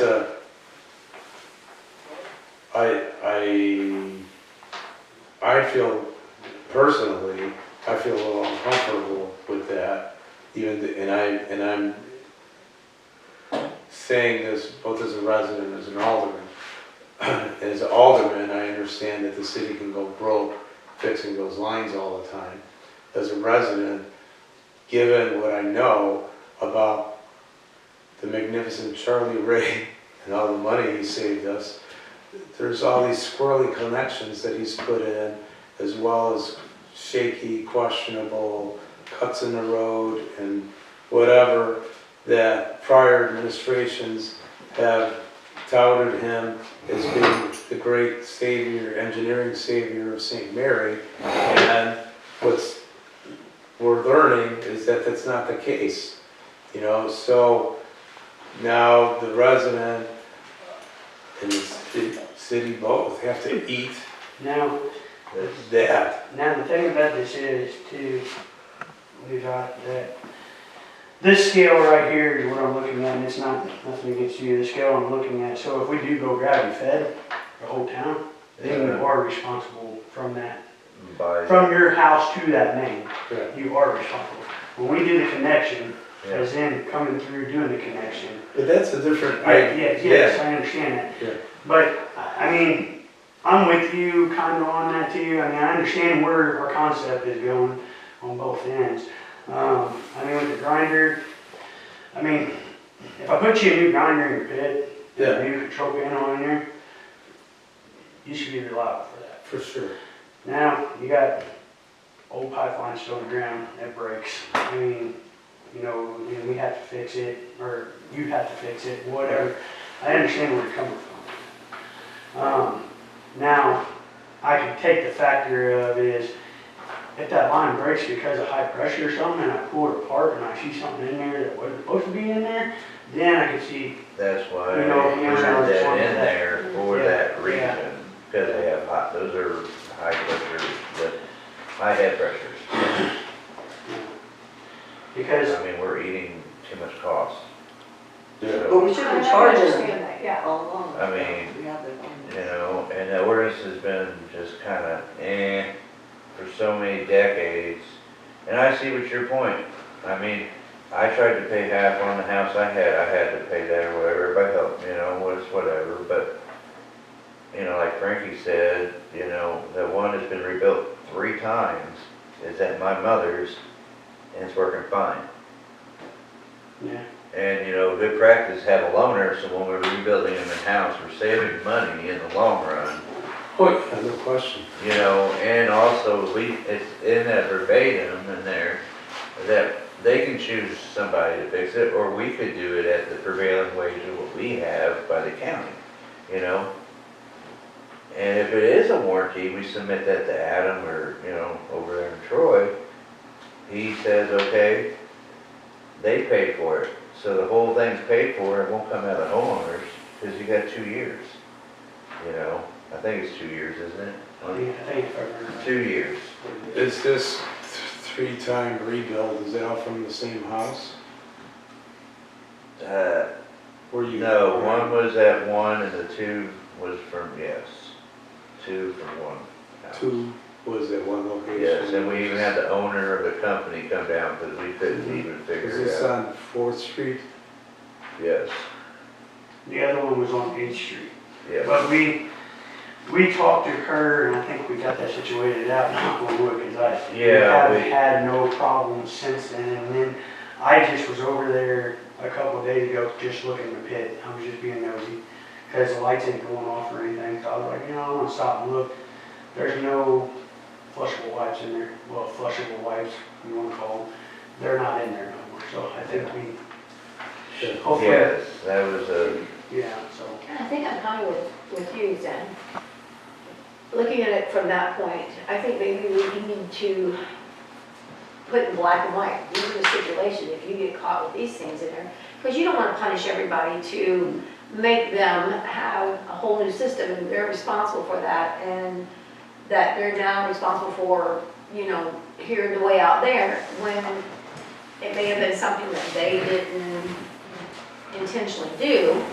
Whereas I know you have that we're these- not saying the old grinders, we're saying the new ones. The new ones. The new ones, that's what this is, but, and also to integrate it, like Ms. Shares. We're planning on, because there's a leak over there, where somebody wrecked their car, not naming any names, but anyhow, so we gotta eat all that, what is it, how long far is It's it? probably 30 foot. 30 foot, we have to replace a water line and dig up because her water meter is next to her house by a foot. So she gets to pay a foot and we have to eat. That makes sense. Think about it. I mean, where's a happy medium? I mean, you Well, guys no. are worried about cost, but then you don't want to worry about cost. No, I mean, Mary will be here Friday and she can plan, they tell you again what we need to do, again. But is there a way that, like these new, and maybe this is me being simple, but when you go up there and this grinder, it's brand new, you've Yeah. replaced it. okay? You have to go back up there. Before you have to go back up there again, shouldn't there be some kind of a contract between the city? And that's, yeah. Well, There is a Not contract. just an ordinance, I mean something they sign. No, there This is in there. A brand new grinder, this Oh, is that. brand new, everything in this is brand new. And bullet point, whatever, there's sanitary napkins, there's flushable wipes, whatever you're not supposed to have in there, you have signed that you will be responsible Well, for the replacement or repair and the of thing, that, and the thing about it is, and yes, legally binding. whenever they come down here to get a water account, when you hand them that paper, it shows it on there, It stuff does. that's not supposed to be flushed in the grinders. It's all on that for application for water. Okay, but the person you're talking about, the person that we're talking about, that's been twice now, we've been up there, how long? How long, but how long has he lived in this Been a resident. community? And will you ever be able to find that piece of paper? Yeah, it's in there in the file where everybody had to sign that under the Federal Pollution Act 1974. I understand that, Adam, but have you dug through there? Yeah, everybody had to sign it because they tore I the ditches understand that, out. but have you been in there? Yeah, that's how I found all the easement deeds. Yeah. It's a mess, but it's taken a But, I while. mean, we can make a new contract up. I think that You gotta have there it should signed. be a new contract. I mean, If whatever. they Personally. refuse to sign it, what we do, turn Turn it off. their sewer service off, so Turn it's it their off. house, I mean, I don't know how to, I mean, it's just Oh, it's just an idea. You're not, we replaced It's 42 grinders last not year. likely you're gonna recoup the money anyhow. That's why I just submitted for reimbursement was for I that. understand that, and but you have this So new, those people, sorry to interrupt you, That's okay. those 42 that received them, they have updated paperwork that acknowledges their responsibility? no, they do not. Each one has a serial number though. They do, but they didn't sign anything. Well, number one, it's common sense doesn't matter, but it's common sense that if you're not supposed to throw that stuff in there, but apparently it's not common sense for some people. So, given, like retroactively, since these people have received 40 grinders, 40 people, that's like 30% of the city has received these grinders, so they need to have updated acknowledgements of their responsibility for that. I agree. And, well, and Marion Cliff being at the most expensive, Yeah, Yeah, I mean, I love Marion Cliff, but I also have a responsibility to the city, and that cost us a boatload of money Yeah. because it was done incorrectly and we had to have it redone. right. So something needs to be in writing, making Now. these people, now, Yeah. or as of right now, making these people responsible for this. And I understand if there's things in the main and the water pipe collapses or whatever, and that potentially could But be. those are unforeseen things, Yeah, so you know what I'm saying? there's gotta be a happy medium we can all work together on and understand what they did back then. What it was, but everything's updated now. But like Eric, he's been up there so many times. I charged $75 for him to go up there and clean all the wet wipes out. He had to pull it out of the impeller, had to pull the pump. That's time out of his day pulling him away from another job. When's that become, or are we just gonna keep doing stuff for free? well, and I I Oh, agree with it's that. not for free. No. Well, I'm that's not what they saying- expect, because that's Oh. what it says in the ordinance, that we are there to service their needs. And I agree that we need to have some updated language on our ordinance, but we also, I agree with Jess, we need to have something to where those repeat offenders are being held accountable and responsible. Oh, they are, they've for had that. invoices, trust me. Yeah, they're I've been getting making invoices. invoices, we've been working and keeping track. This resident's also one that's known to have like 10 vehicles parked in front all the time. Mhm. So that's absurd to begin with. I mean, if I play the common sense angle, regardless if they're all members of the same blood, family, if they have the same familial connection, and they're all living in the same household, they they're running a boarding house essentially, because they have to be chipping in towards rent or whatever. Or if they're not, then they're having debts created by the malfunctioning equipment produced by their actions, then they ought to all be chipping in to repair this equipment, not the city fixing it for them, overusing the plumbing and sewer load on the house by the sheer number of occupants. You know, like, those homes weren't built to house that many people initially, you know, by design. These days, you know, you could have one person in a 1,200 square foot home for 2 people or 3 people, not 12 or 15. That's one person per 100 square feet. You know, like 10 foot by 10 foot. That's not a normal living, unless you're in a third world country. It's not a normal living space for one person to have, a 10 foot by 10 foot room. That's like just a little bit bigger than a jail cell. Yeah.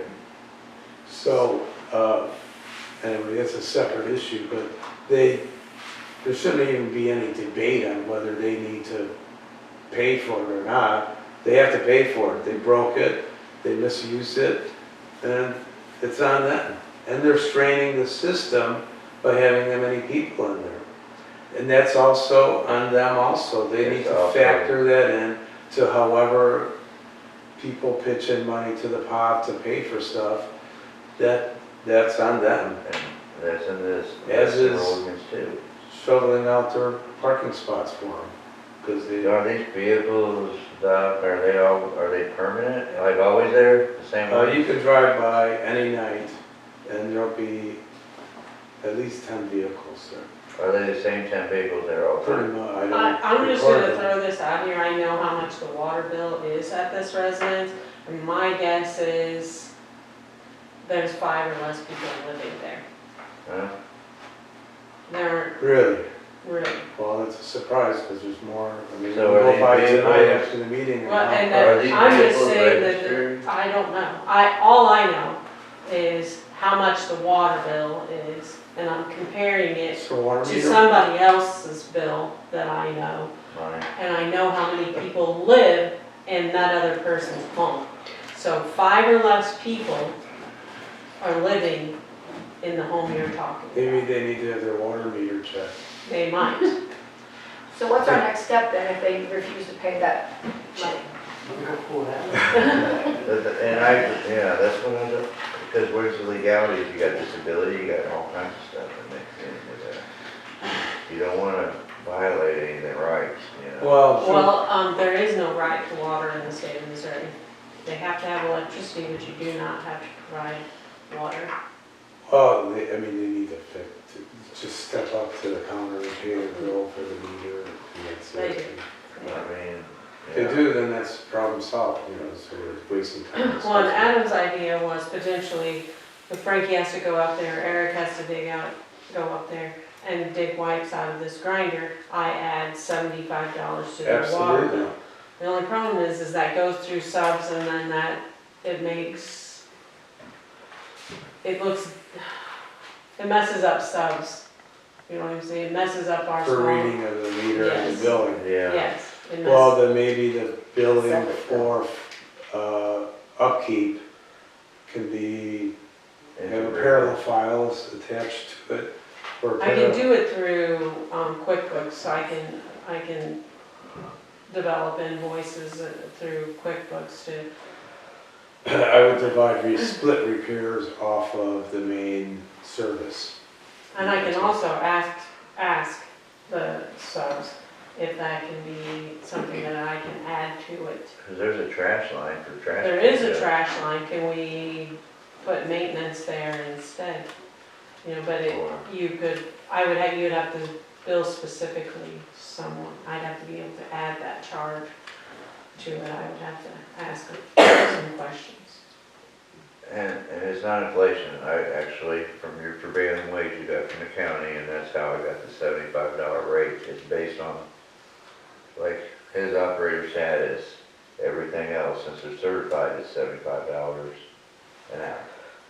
So if it takes an hour, there you go, Well, I think there should be a minimum charge of $75. Yeah, and that's the minimum just for them showing, Right.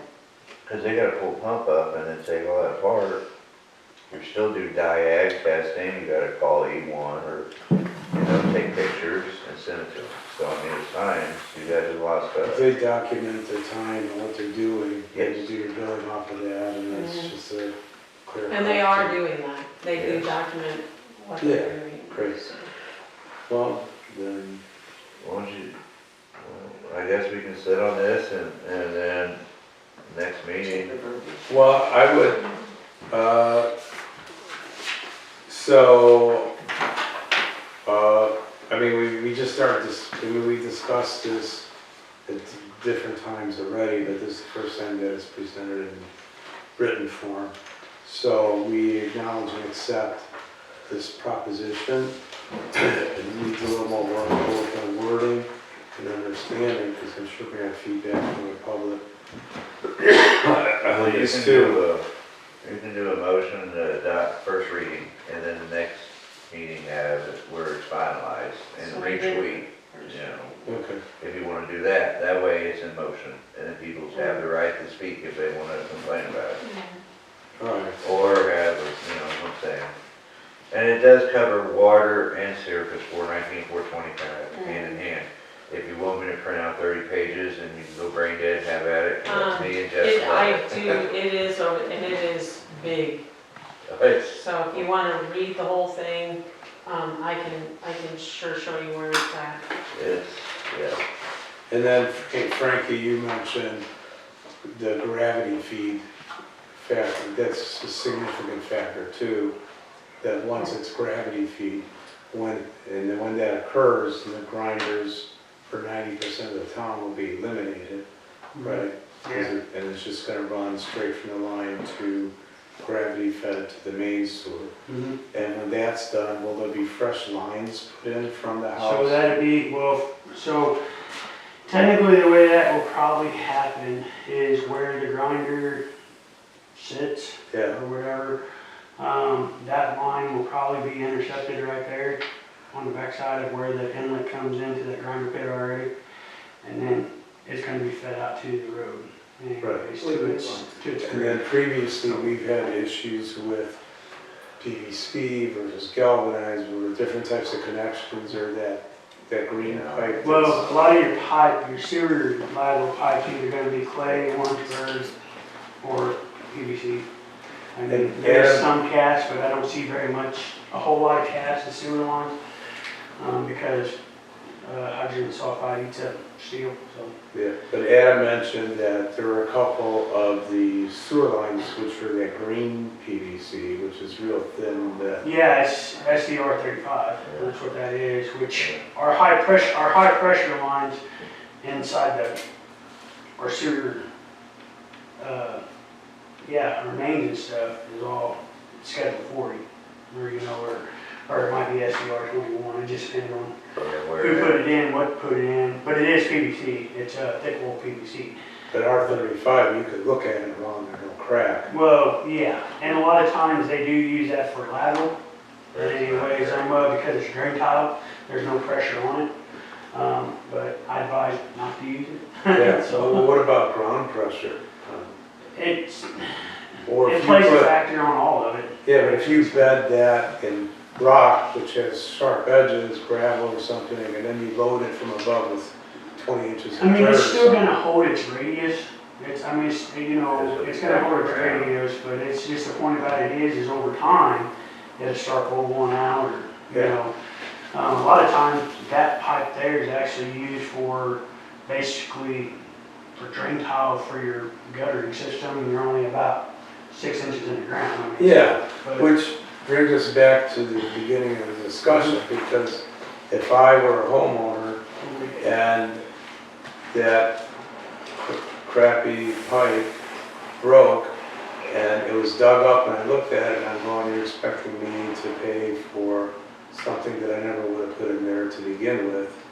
I would be upset about it. Now, well, and the thing about it is, and that's where it's gonna come down, and that's where we're gonna have to talk to Mike and all that, the engineer and stuff, and then if this does go into effect to do the gravity fed, that's where it's gonna have to come in compliance with the homeowner, because we did, you know, we dig ours out from wherever, and that lateral is your baby, that's always been your baby. So we dig it up when we find, hey, you got one bird here, you got clay tile, what do you wanna do?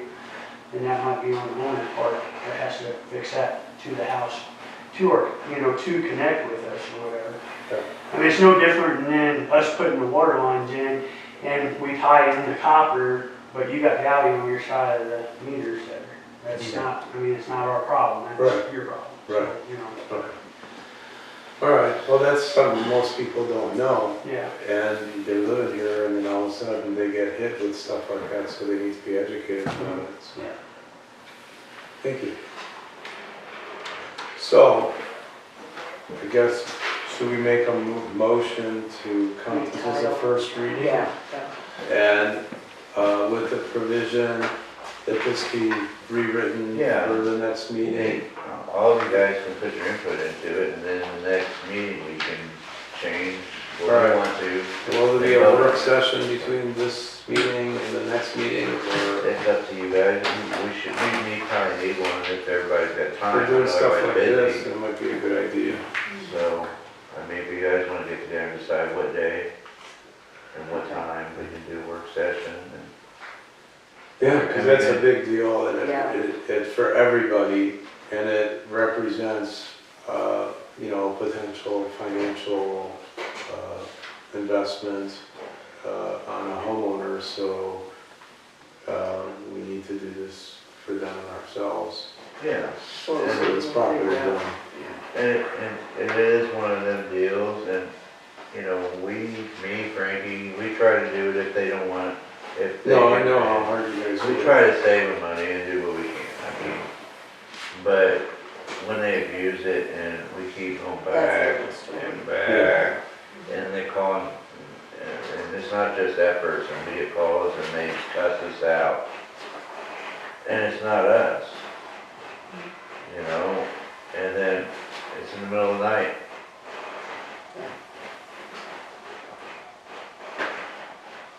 What? Oh, Okay, next thing. next one. Okay, what do we have here? So, motion on the first reading of the amending order 427 section of resident responsibilities and care. Yes. Is there sponsorship? Yeah, I'll send it. Motion made, who made the first adopt? Yeah. All right, second by Alderman Bergman, all in favor? Aye. Any opposed? Okay. First reading passed. And we'll go through work session next. Next, auditor selection.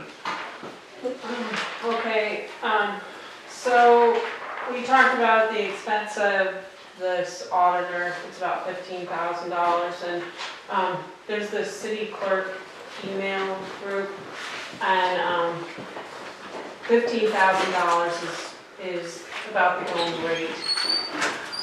There's one town that's paying $46,000, so,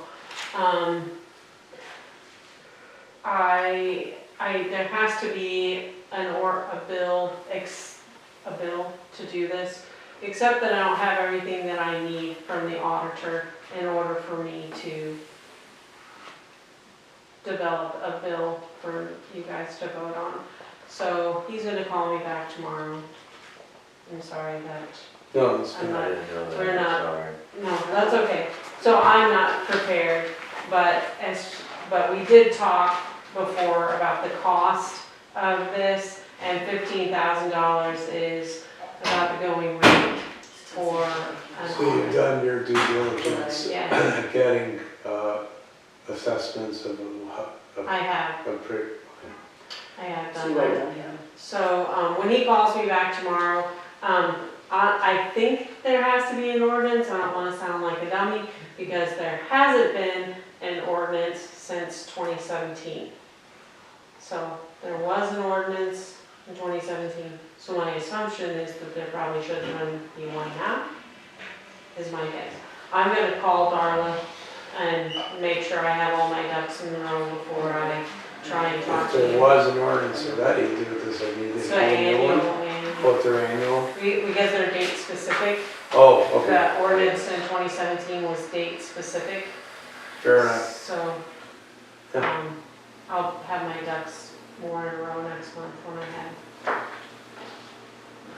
All right, great. And I did try negotiating with them, but, I mean, I had a meeting with them, you know, and talking to the main guy, but it was higher, but that's as low as I could go. I mean, Okay. I tried to get a little did it work? more, no. Okay, so, we'll try. All right, next we have, so we just gonna table that, this. Yeah, just table this till next time. I'll have everything. All right. This is something we can do in a work session too, on the ordinance establishing a sewer serviceability charge. I'm meeting Mary on Friday. I'll go over some of this too, with surrounding towns that are doing this. What this goes towards is your bond obligation. So it doesn't take out of your main budget. So it's really like not that much. It breaks it down between all interconnections. So what that does is go towards a fund that pays for your bond. So you mean like a monthly? So, Yeah. whatever I it is? looked this up because I wasn't sure. You Yeah. talked to me about it. So Citizens Electric actually charges you a service availability charge. And what's Citizens Electric uses it for is fleet management, maintenance of the poles, purchasing poles and cable and all of those things is what Citizens Electric uses their service availability charge. And they've been doing it for 25 years, and none of us probably even knew they were doing it. But that's how I needed a better understanding of it for myself. So what we, if we are using it for water and sewer at 3%, which Adam said potentially Kansas City's doing, Cape Girardeau's doing, that would, a minimum bill is $68.63. And that is for about one person living in a home in St. Mary. That, for water and sewer, $68.60, that's the minimum bill. 3% would add $2.04 to their service availability charge. That's what it would look like for, But that's for the minimum person, for the minimum person. but for the maximum person, The maximum person, Huh. oh my goodness, I don't have a calculator.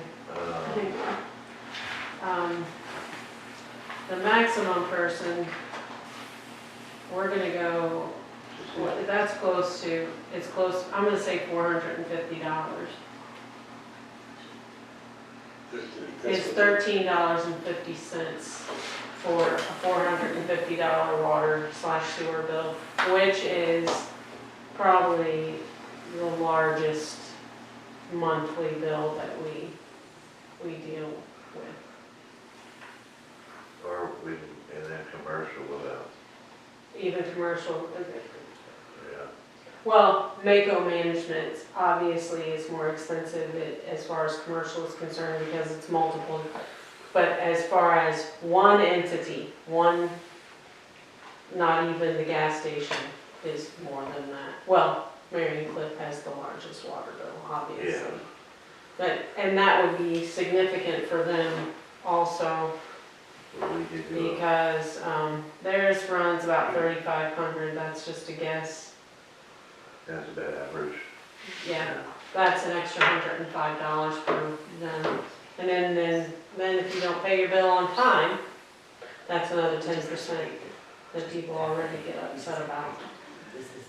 Or you do flat rate. So where they- No commercial. Yeah, you could do it flat rates. And then our primacy fees will be coming up. And does that mean? it's, I don't even know what primacy fees mean, but, we have to pay them out of water and sewer annually, primacy fees, and commercial primacy fees are bigger than residential.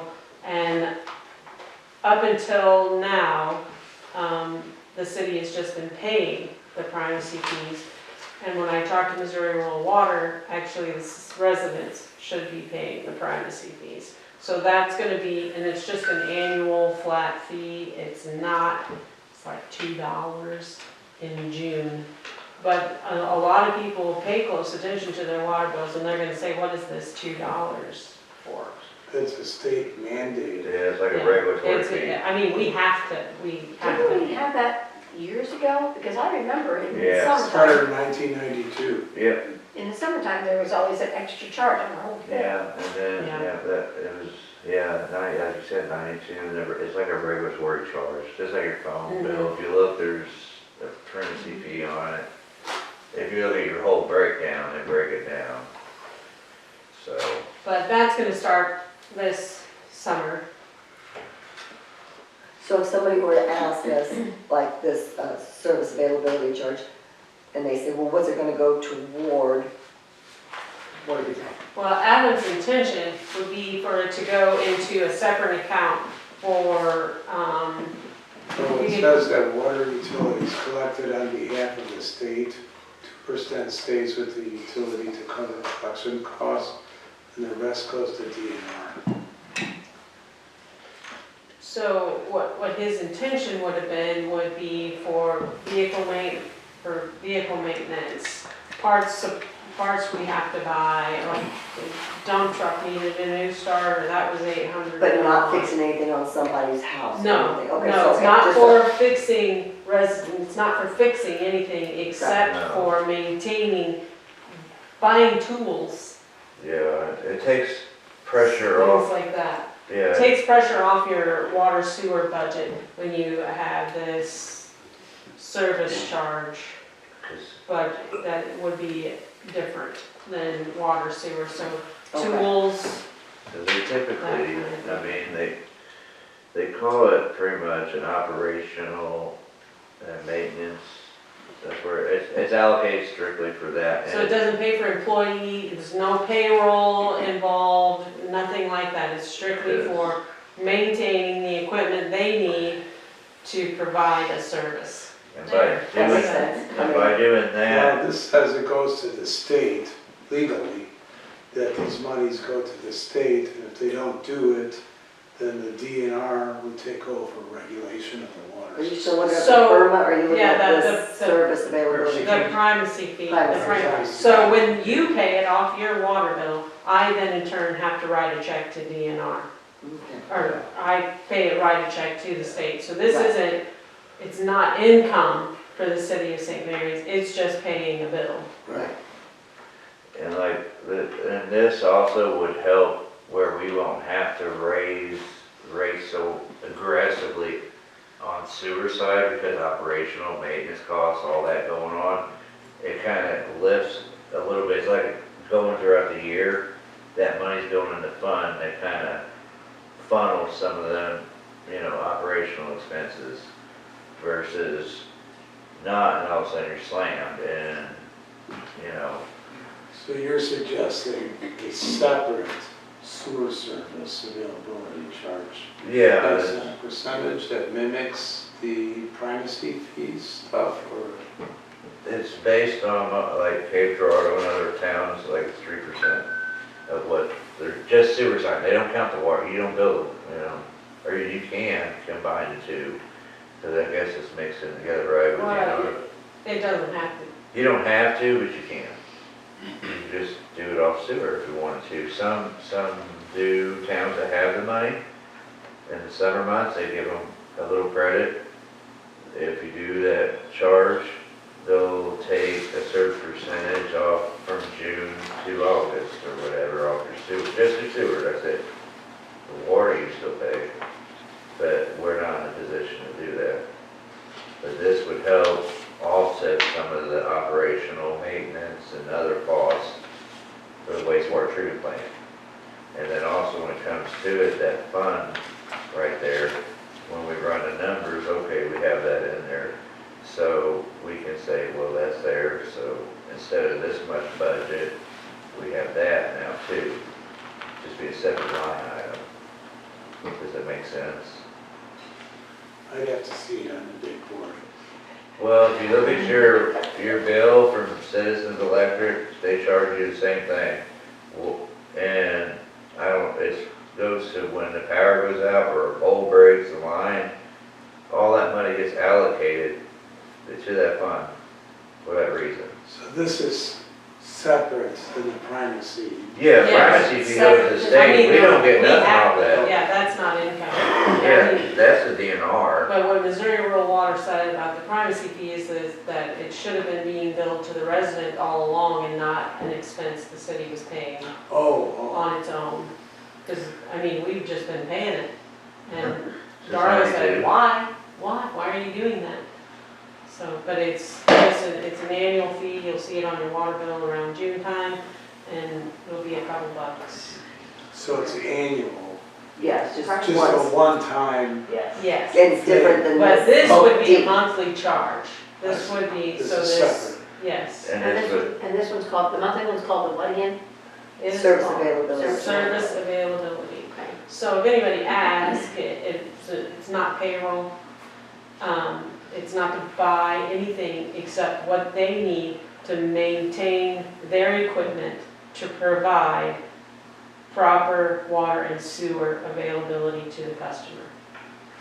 And so, my next question is, if we do that, will we be able to see, or can you give us, if the guys spend some of this money, what are they using that for? What did they go and buy this for, those kinds of? Well, it's no different than anything else that they purchase. it's a PO. It would have to be a PO, and I can show you anything I that think what they're they saying buy. is that the sewer department, based on this expenditure thing that we looked at, Yeah. on the budget, is hurting. Already back. It is. And so I don't think we're gonna see with a small percentage added that all of a sudden we're gonna have a separate fund that's gonna cover in a very significant way our sewer expenditures, but it's gonna help offset them a It's little bit. gonna take time too, so if you're looking at, we have, I think, 180 service, 84. 180 service lines. And you're not going to, and if you're, half of those people are paying $68.63, you're only gonna be seeing $2 and for 90 people. So you're not going to see a considerable amount of money right away. It's gonna be a savings account, basically, until you can accumulate enough money in it for it to be used. Because their tools are And ridiculously also expensive. help if like, we have more influx or, the demand gets greater, more water usage, more sewer usage, and then, sludge. Things like that, testing supplies, I mean, kind of takes, like you said, off of that. I can't. Well, just the testing alone that Frankie does for sewer is around $200 a month. Well, when I do the 503, it's almost $600. And then you have to consider the postage, the weekly postage, which is saving travel time, except for the big one that he has to do that we hand deliver. So you're looking at postage, you're looking at the cost of the test. A normal test on a monthly is $50. It's around $51 and some change. And we do it every week. So it's a minimum of $200 a month for the testing. Yes. Plus the $600 one. Plus Well, the The $12. $600 one's only once a year when we get $300. That's our 503s. Anyway, that's the big one. Like testing for that, for when they come and haul it off.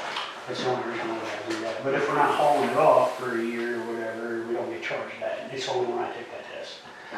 So, but I know like the big tests, like the DOD, the TSS, ammonia, the oil and grease that we send off to the lab by travel, because Postage, it'd be a lot too, if we send it to postage, but it's gotta be there in so many days. Yeah.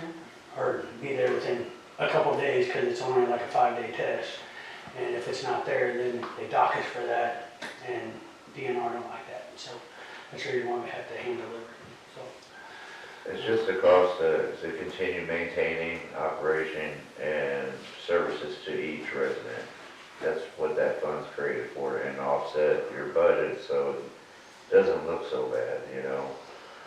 And like you said, you know, what was it, a couple of dollars, it ain't a lot, we know that. Plus the other thing is too, you're kind of looking at too, we're getting ready to have to do tower inspections too, and that's costly. So, Yeah. I mean, that's a big cost. Anyways, and which is Tower only, inspection? it's only every, Tower. Oh, it's only every 3 years or whatever, They call. but it's still a big cost. Yeah. And it's a big No, cost. you sign the paper. Yes, And then there's another thing is too, is whenever we do get them towers affected, if, you know, Ozark Tower or whatever it is now that we have, gonna be doing our tower inspections this spring, all of a sudden, your anemic paint's coming off, it needs to be sandblasted, it needs to be repainted, the inside and out. I mean, You're gonna give me a heart attack, can you please just? I mean, I'm just saying, that's a lot of big costs. So, I mean, You're making I my mean, I'm chest throwing hurt. it out there, You're what making my chest hurt. happens, you know, so. how tall are they?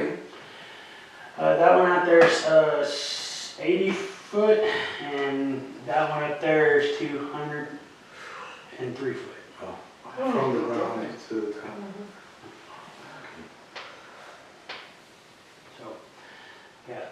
I'm gonna have to quit talking about money before I pass out. yeah. But I mean, Hey, it's, wait until you get this bill. She doesn't. All right, so, Somebody's gonna have to start Thoughts? standing outside. questions, Hard. I mean, thoughts, questions, comments on this, I mean, that's a new one, so, I mean, we've been informed. yeah, so it's, you wanna do it in the work session, kind of figure out and base it, I mean, Or maybe we can scribble it out on the board and make it make a little more sense. yeah, I mean, we can do that, and I mean, look up American Water Institute, and I'm a they'll break it visual down for you person, too, with like a diagram, and how it works, and, you Pie know, charts? yeah, there's pie charts, everything, Well, we're and not going a that. little man here, and he's taking this money and paying this, and it goes to Google this. man. Yeah, so, but it's just something to kind of give it a help sewer, because that's really our biggest issue, isn't it? Yeah. I mean, at this point. All right, department reports, pretty much emergency management, I've been in talks with FEMA. That, like I said, the money reimbursement, we can't do both on the $500,000 net, so we had a major meeting, I had another major meeting with them last week. And so we went through every invoice, and just thank God, she knows how to use Excel very well and break it down for me. So we went through all line items and receipts from last year to current. So hopefully everything goes well. Like I said, that could be between $170,000 to $190,000. That it's going to be 85% reimbursement cost minus they may take our labor in account, but that's just on the sewer on category F. Now I'm still working on category G, which is this building right here, like above your head and other things. Telling them, hey, the roof's got issues, we got issues here, there. What you're trying to do is not, there's nobody gonna be able to repair that, even ourselves. They want to repair 12 tiles. I start taking them down, there's gonna be more than one tile falling. But there's a leak above there, the roof has leaks, and that's part of the inspection, which we had an engineer come out, and that's on there, so I'm gonna send that report. And I asked for an appeal, so hopefully they do. Or I can just take mitigation, double the money, and we can work with what we got. And on the lean-to, they're still up in the air about that, but they see our point. And now that a tree limb fell on it, broke it again. It's still standing, just got one to be in it now. But I took pictures of that and sent it to them, so we're going from there. Okay. Anything else? You need to know about that? Okay. And obviously you see what's going on down 3rd Street, so. And Doc, Police Department, how's everything going over there? So, all quiet, very quiet. You said the magic word. That's good. Quiet. All quiet. Alright, good job. Street Department. Doc. Obviously, the repairs on 3rd Street have been done. There's, I don't know, Frankie mentioned doing the cutouts for that tree root thing up on Spruce, Spruce Street. between 7th and, Yeah, since that, but we're waiting. Is that gonna be a Joker's? That got approved, I think, with them. I sent it up and said it was part of that breakage right there. I did a locate for Jokers, they called it in. They did, so- I think they called it in, I did it a while back here, right before we got the Alright. snow. Yeah, 'cause they're all working around. Yeah, and then other stuff regarding streets, we got a lot of, we're not through all the cold weather yet, but in areas where there's, like yesterday I stopped on Sycamore, there's the big riprap rocks that were just in the roads. I pitched them up on the side, but city employees can do a cruise with a push broom. And any areas that have like on a turn or something, where there's a lot of gravel or rock, just sweep it off the side of the road so people don't spin out there when it gets flooded. I have a street complaint, if anybody cares. I was up on, I was up on 7th Street, and, I was going over to Eric's, and the asphalt's breaking off on the, well, if you're headed down towards 61 on the right-hand side, you Where? you get past Robin's house on the right-hand side, across from where the antique mall used to be, the asphalt's breaking off. And if Okay. somebody meets one of these dump trucks there, they're gonna have a flat tire. Alright, I'll go and look and can't do nothing. Well, I can need some cold patch up, I guess. We need So some. just put gravel on. Hey, did we, Oh, we got one in there, So up we got there. gravel, I mean, we got that. You just gotta heat it up, Yeah. and it worked too. Yeah, you'll see it, if you just Is it washing go up? up go up the hill and go past Robin's house. On the right-hand side, you'll see that the asphalt's Probably breaking off. that's the laden trash with truck. the snow or something. The too. trash truck. Well, I mean, it's flat tire material, if you ask me. So we'll get that taken care of. Yeah, any other complaints would you like? No, I have concerns. I got all kinds of complaints. I have some concerns. Yeah. They're at, oh my goodness. I don't know, it's not, Spruce and where the antique mall used to be, where, Annette's house. Spruce and 6, or Spruce and 7? It would be Spruce and Seven. That's what we Just when you are ahead, like if you're going from my house, the back side of it, on Spruce Street, yes. I'm trying to think. Okay, where the antique mall was, Yeah, right in that area, there is the road's buckled, and it's been that way. That's the root. Oh, that's what you were talking about? I'm yeah, sorry. the Okay. roof remediation, they're gonna cut that section out and everything, and they're gonna overlay that after they do, they're gonna cut the root and put this stuff on there. Hopefully, the tree may die, they may not. It's one of them deals. All right, I thought you were talking about a little farther down, that's what I thought you were. No. That's being addressed too, down at the bottom where it puddles up and Yeah. everything, they're gonna replace that culvert that's been collapsed across there where it I goes didn't down. notice that. That was a new speed hump we've been experiencing. Yeah, those are natural habitat speed bumps. And also on the corner of 8th and Spruce, where you guys had to dig it up, I think was it last year? Yeah, Okay, we need some more rock in there, because when I go over there, and I'm sure I'm not the only one, I feel like I am driving a vehicle with square wheels. But I feel like this is what happened. Somebody did us. We called that, but that, when Joker went out there and had all that weight, I pushed it down more. Oh, yeah, cause that's Because that getting gravel done. wasn't packed out all the way. And I you know, it's, a lot of it is just like you said, because people But- drive that every day, Yeah. so. I left it alone because they was widening it and they was gonna resurface it, so I don't know if we should just put some inch dirty up there and crack When it you in. put it in there, because that's on the list, because they already have Because it they're gonna marked. be surfacing that this spring. They are. Yeah, and all the cutouts, they got a machine that we can go under hopefully and replace the water lines from the port and just do a interconnect to the house. That way we don't have to worry about, once they're done, they don't have to tear up brand new asphalt. Because a lot of towns get interrupt.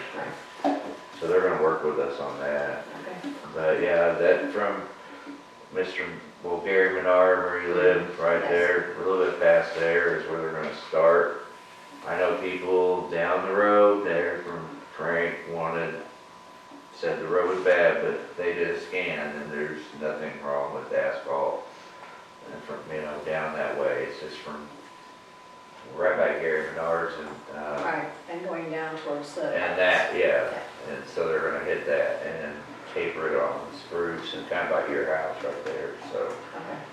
That was a little intricate because the valves and everything there, and cutouts all over the place, but they're gonna work on that. Well, if you, on, Third, by my place where they put, they dug out all the rock that I had dumped in on the side of the road to compress to hold the edges. And they dug that out and they put the larger rock in there, which was great. But what it's done is it's created like a big gap between the edge of the road and the large rock. And that's starting to erode and chip off the edge of the brand new expensive road that they poured. So do we wanna do one at Chad or one at mine? So New screens down to that. Just do tunnel. screens where pack car. what I was gonna suggest is that, and that if it's a burden on the city, I'll pay for it, it's not that expensive, but if you dump some findings on a place where I want it this time, then I will take charge of depositing that along the edge of the road like I did before, and I'll take it all the way down the curve. So, just with my bucket, I'll shovel it out on the edge of the road so I it kind cuts of down. wonder sometimes if we should pour concrete under there. I know. Well, it'll turn hard once it's packed.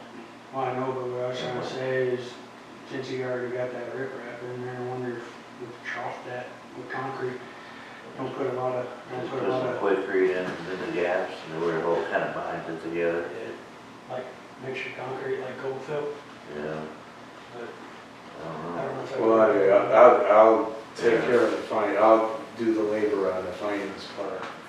And on I just went up it with my big trailer this morning, and on the inside curve, I was watching the tires of my trailer, and they're still kind of going off, still a little tight, the turn.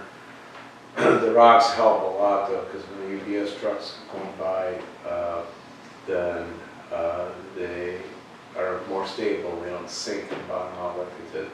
But anyway, if I pack the screens around that stuff, it'll pack down and compress nicely, I think. Yeah, once they get packed and wet, it'll Yeah. just turn hard and bind it like we did the last time we Yeah. won.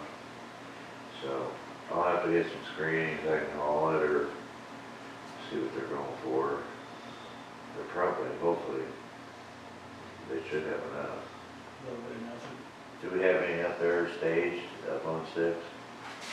We ain't got none up there, I Okay, don't think, not at all.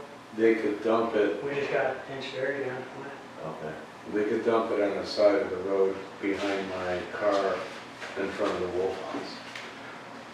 Okay. Paint a big X.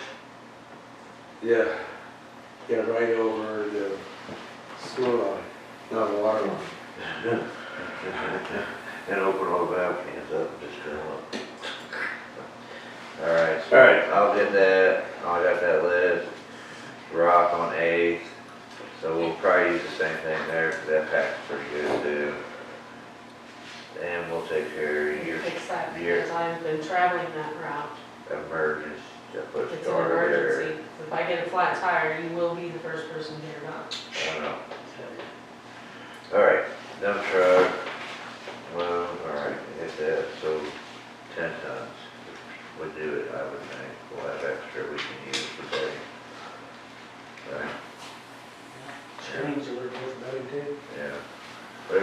too, so. Anything else on street, Doc? I did not complain. I just- You have no complaints? No complaints. Okay. We're not. Because I don't know the streets. I'm still learning them. Alright, I don't know what Bruce is. water, wastewater, it's me, I guess. Well, I know we've had a lot of leaks, and we still have some more. Joey found a big one. I went up and fixed that with frostbite. Frankie and me, we've all been going around figuring stuff out, so, I mean, you got anything to report on your end on wastewater? The only thing I got, water side, we had our leak down here on 3rd Street in front of 827. There was a service line going across to an abandoned lot. We just dug down and shut the corp off, killed it at the corp, so there ain't no service line to that property no more, which is Mr. Wyatt's property now, and he said that he didn't need it no more, so that's the reason why we abandoned it. We had sewer line get hit down on 3rd Street by 1050 3rd Street. It was an accidental situation. We got squared away and shut off. Anyways, thanks to Eric Bergman having his excavator there to dig it up for us at the time. So, nothing like bringing in a new year. The other situation we had too is Jokers. We found an issue down in front of 910 3rd Street. They had some water coming in and it smelled like it was septic water. And we always got told for over the years and years that was a spring, which it is a spring, but it had wastewater added to it. Basically, the homeowner didn't know that the lateral was tied in to the system. Basically, I guess when they put the lateral to the grinder, they didn't install it right, and it was coming out, so Jokers dug it up. We fixed it in regards to DNR. You know, we didn't want to have no conflict DNR on it for environmental safety. DNR was contacted to let them know that it was in the process and got fixed and all that. So now everything's going into the grinder system. So that's all squared away there. Quick question, don't interrupt you. The leak that you had at 3rd Street, the 827, did you guys get that all covered back over and? So it's covered up right now. We do have to do some dress up work there for the dirt, but with the freeze coming in, whenever that leak took place, ground started getting hard, so we had to move fast, and I just buried it shut so that we wouldn't freeze the main. So, but we will dress that up, which Joker's is going to be coming down through there anyways to dress up that ditch line down through there again anyway. So one of us will get it, you know, going down through. The other thing is we do have a leak right over here on Cedar Street. It's a service line there too. We've been having quite a few issues with these service lines. The newer copper, for some reason, are oxidizing, and the ground's leaking. So that's the reason why I and Adam and stuff, and Joker is talking about if we go resurfacing roads to install these new service lines across with PEX, tie them into the main all the way to the property line. And anyway, so that way we ain't having to cut up hopefully a new road for stupid stuff.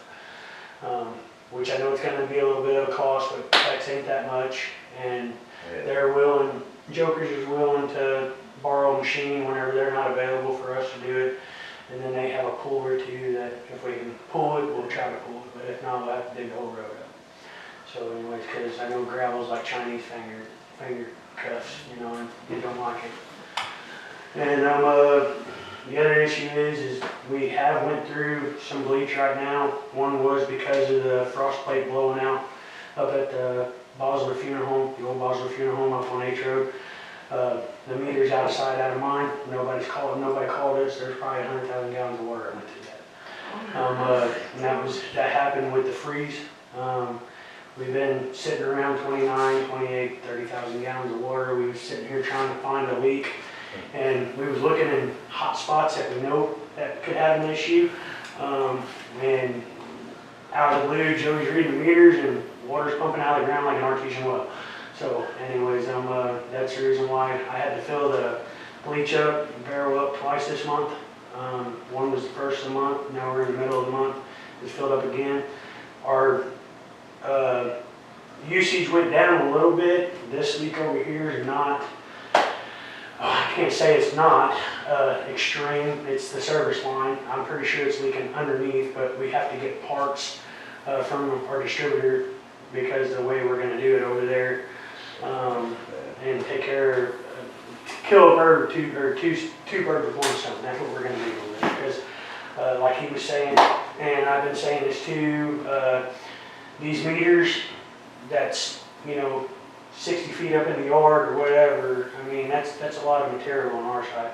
And I mean, by other towns, a foot inside the property line is, our responsibility. So if we can move that meter out, I think we should move them out to where they're closer to the road. It's easier to find. It's not up underneath bushes. It's not up underneath somebody's carport or something or anything like that. I know people love, planting rose bushes and barberry bushes around a meter. So I think it's better to put it out where we can get to it, because just like that over there, if we had to go all the way up to that meter pit next to the house, I'm gonna have to go over a gas line, cable lines for the TV. I mean, Sewer. sewer. Yeah. So we're gonna be basically, a landfill over there trying to dig, because we at least gotta put our line at least, 24 to 30 inches in the ground. I mean, for not freezing it up, hopefully. But the other factor is too, is me and Adam found out over there when we was testing the waters over there. That is a line that did not get replaced like it was supposed to. They did a cutout and it looks like a patch, but there's road underneath of it. So they did not tie a new line, they just tied the old line back in for one, which... It made it look like they did. Yeah, so anyways, but I dug it up once over there at the cork stop to fix it from the cork stop to where it was leaking. And at the time, that pipe kind of looked like it was a little deteriorated more than I liked, but cost efficiency, I guess, and, they wouldn't let me do it, so that's the reason why I didn't go all the way across at the time. So anyways, but it's fixed. It'll get fixed, let's see, Thursday, Friday? Yeah. Parts will be here, so anyways, we'll have it fixed. But like I said, the usage on the water right now, it went down a little bit. It's not back down to where we were sitting this past summer, which I know people was using, had their water on and everything for the freeze and everything, but I'm sure everybody got their water off now, hopefully. And I mean, with the ground thawing out and stuff too pretty well, we're probably gonna find a couple more service lines leaking than we normally do, anyway, because the ground's shifting. And the sewer plant is doing good for the most part of what it's worth. Hopefully when we get these parts in there, it works a lot better. I know when we had the freeze, we would bind it up a few times. We had to break ice pretty well twice, 3 times a day down there breaking ice up. Both rotors were running. Whenever the freeze did come in, we had one of the rotors freeze up, it spun the belts, burnt the belts up. We had to put new belts on one of the rotors. Got it unfree. That's the reason why he was down there. Both rotors were running. That's the reason why they're running them to push the water around so it wouldn't freeze the ditch up. So. But we did clean the effluent box the other day after all that freeze and stuff. We got it cleaned up. Gonna take our samples this week too, at the end of the week here. So everything else has been running accordingly, that I can say. So I do know the UV room. I know we called Matt to have it inspected before the spring here, before we have to start running our E. coli. So He won't be able to make it this week. He messaged me earlier. He will next week. He will be here next Friday for sure to do the annual DNR inspection and check up before we fire up. So we're still within that open window. We've been using using him for years, and, you know, when he's the only person left that knows that system, so. And it saves us time and money by him coming down, and he just cleans everything, checks everything, certifies it, and fires it up, and when we go to turn it on, we just report the DNR, and we're good, so. Other than that, I don't have anything. I mean, the only thing that concerns me is that cutout over here that's not a true cutout. All the other ones up the road. What are we gonna run into? You know? All these natural wells and artesian stuff, I mean, it's kind of upsetting. And this is money that taxpayers and we all have paid. You know, and the work wasn't done. Well, probably anywhere where someone says there's a natural spring there, on the map of the city, you just put a bullseye on it. Well, and the funny part about it is down on 3rd Street, we tested that water and we never catch pink in it.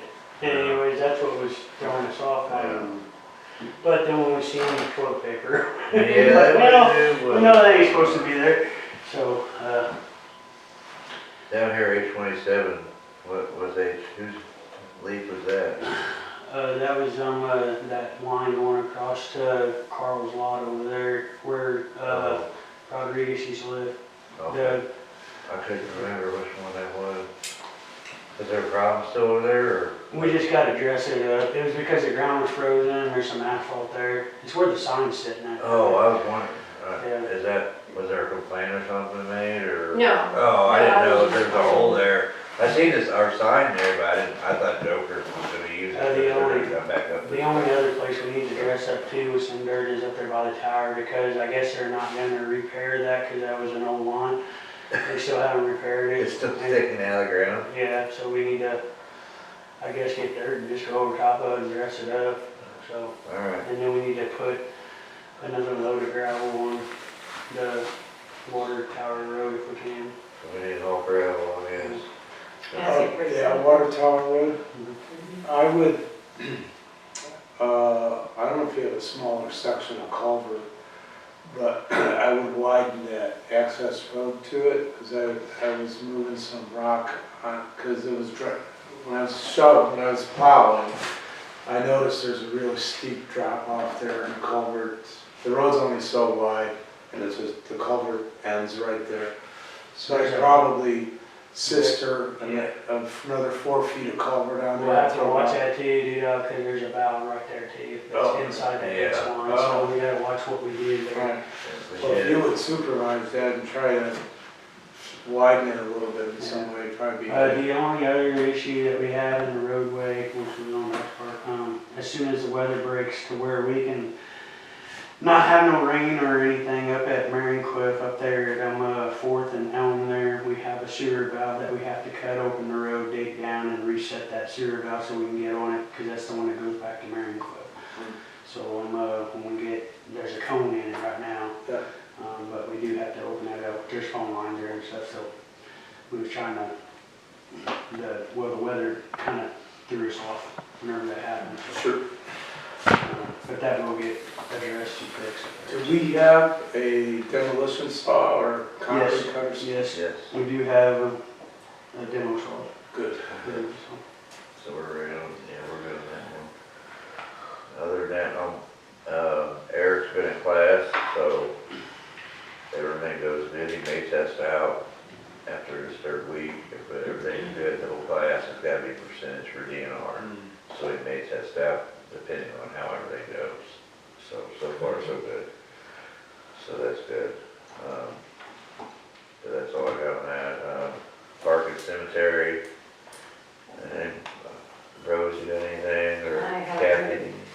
I haven't heard of anything. Nothing we haven't discussed already, yeah. Okay. What, anything with the cemetery that you guys have been doing up there? Is there anything that you guys have been doing up the cemetery?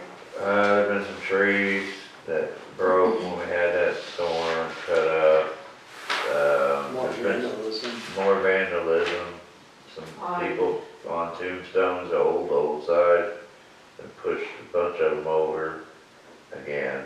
We're gonna get these kids a playground.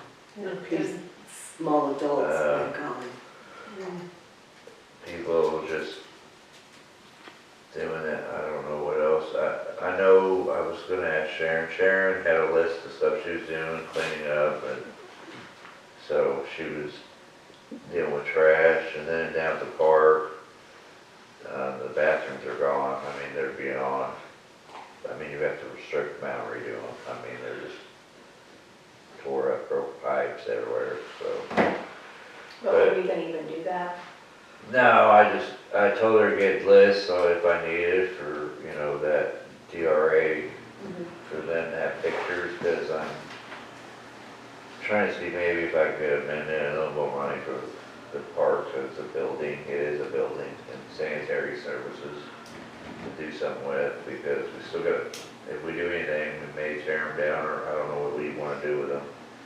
I mean, I don't know, I mean, the thing is, if you were talking about possibly using that for other event things. Well, we may be able to or, over you know, time races or, fix it over time or something, and go from there. But yeah, other than that, I don't think there's anything else going on tonight.